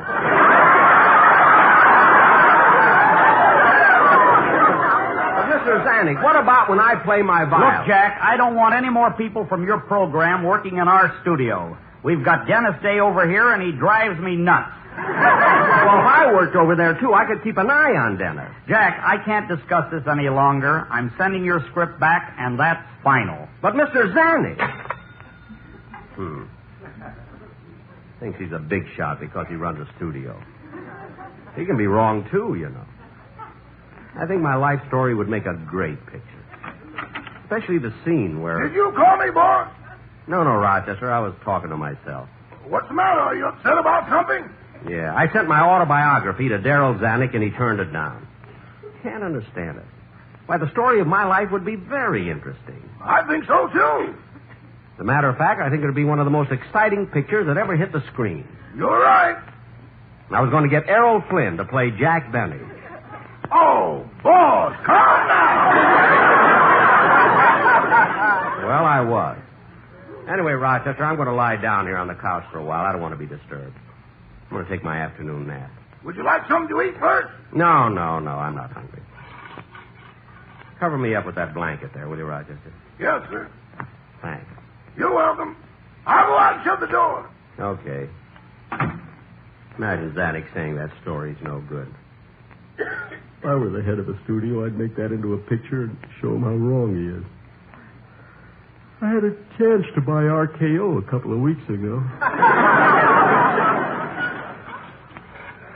Can't understand why Howard Hughes turned down my offer. After all, he doesn't need money. He has to have his laundry done somewhere. Wish I'd offered him the money. I'd like to be the head of a big studio. Jack Benny, executive producer. Make my own biography. My own studio. My own studio.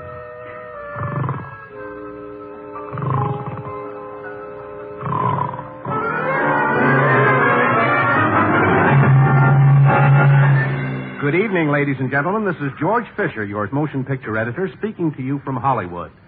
The Snows of Kilimanjaro, which is breaking all records at the Rivoli Theater in New York, is scheduled to open in the Los Angeles area next Thursday. Well, here's a flash just handed to me. Howard Hughes sold RKO Pictures today to Jack Benny. The purchase price was $8 million. Mr. Benny paid in cash. Now he won't bump his head on that chandelier anymore. One of Mr. Benny's first official acts was to appoint Robert Crosby as his assistant. They have started production on a new musical based on the life of Jack Benny.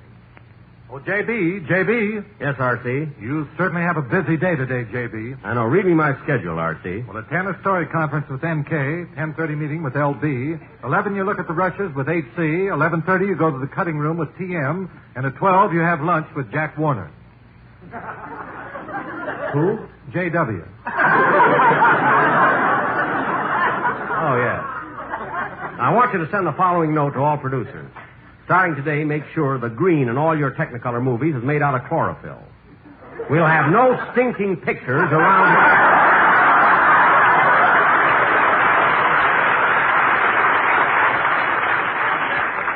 Now, who's handling the production on the picture based on my life? DW. Oh, yes, I'll send for him. Miss Jones, send Don Wilson in immediately. Hello, J.B. Good to see you, D.W. Close the door and come over here to my desk.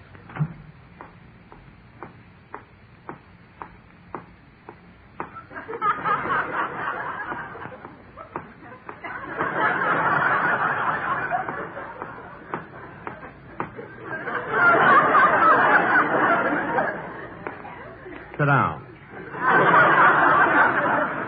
Gee, it's a good thing you put your desk in the middle of the office. Now, look, D.W., you know I've selected you to produce the biggest epic ever made, the story of my life. I know, and thank you. I want this picture to be perfect. Now, I hope you've been very careful in the casting. Oh, I am. In fact, I've already selected the actress who will play the part of your mother. I'd like to see her. Where is she? Right behind me. Well, move over so I can see her. Yes, sir. Miss Bond, this is Mr. Bennett. Hello, Mr. Benny. I'm so terribly happy to know you.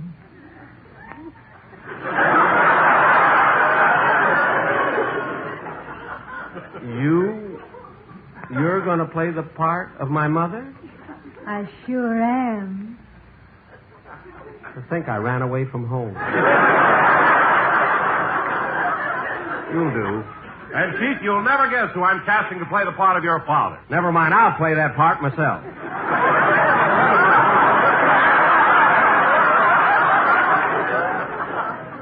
Now, D.W., I'd like to make some notes for you about this picture. This pencil needs sharpening. Where's my office boy? Here I am, Mr. Benny. Good boy, Darrell. I'll teach you the movie business yet. Well, thank you. Thank you very much. Did you read the script on my life story? Yes, sir. Did you like it? Yes, sir. Especially the scene where you leave NBC and sing, "When I say I beg your pardon, then I'll come back to you." That's when you say I beg your pardon. Fine studio. That's a great scene. Now, Darrell, my boy, I'm going to give you a break and let you see how a picture is actually made. Come on, let's walk over to stage 3 where they're shooting my biography. Thank you, sir. And, Darrell, this picture of mine is going to be as exciting as 20th Century Fox's Snows of Kilimanjaro. Oh, boss, come now. Well, I think it will. Here's stage 3. Now, don't make any noise when you're in there, Darrell. The director is very temperamental. Who's directing the picture, sir? That famous European director, Dennis von Schmiercase. Come on, let's go in. That von Schmiercase over there waving his hand. Quiet on the set there. Ach du lieber, was ist los here? When I say quiet, it's me talking. I want quiet. I want it so quiet that you're going to hear a pin drop. Oh, Mr. von Schmiercase. Was ist los? All these interruptions.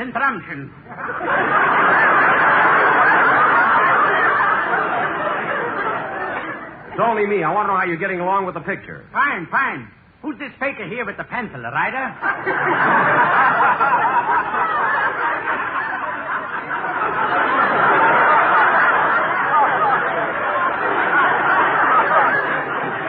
No, he's my office boy. Yes, my name is Darrell Zanuck. I'm trying to learn the movie business.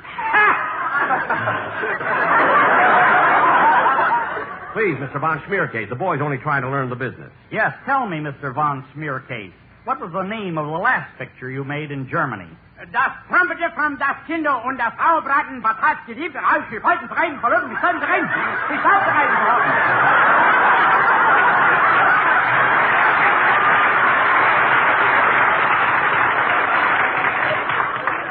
That's the title of the picture? Yeah. What does it mean in English? Lassie, come home. Oh, Miss Van, come here. Here I am, Mr. von Schmiercase. Good. Now, in this next scene we are shooting, you are Jack Benny's mother. Your husband comes home, he rings the bell, you open the door, and he kisses you like so. You take his hat, he kisses you again, like so. You give him his newspaper, and once more he kisses you. Get him his slippers, and again he kisses you. And for no reason at all, he kisses you. And then you say thank you, and he kisses you again. Wait a minute. Wait, I don't remember any scene like that in the script. Quiet, I'm ad-libbing.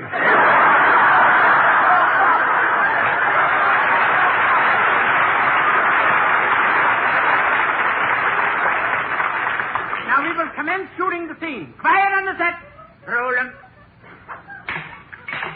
Hold it. Who knocked over that lamp? I did, sir.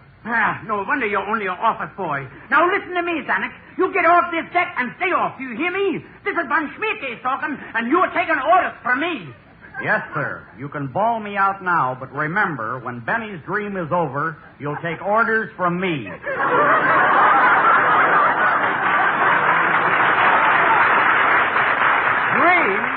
Certainly. You're dreaming. I'm not dreaming. I own this studio. I own it, I tell you. This is my studio, and I'm the boss. I paid $8 million for it. $8 million. Look at me. I'm shorter. The studio's mine. Do you hear? Mine. Mine. Mine. Mine. The studio's mine. Mine. Mine. Boss! Mine. Boss, wake up! Huh? Come on, wake up. You're dreaming. Oh, gosh. Then it was a dream after all. What a shame. What do you mean? I didn't get a chance to kiss Mother goodbye. Oh, well, Rochester, I'll have my dinner now.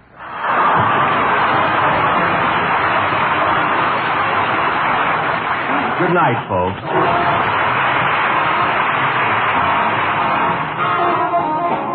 Listen again next week to the Jack Benny Show. Don Wilson speaking. This is the United States Armed Forces Radio Service.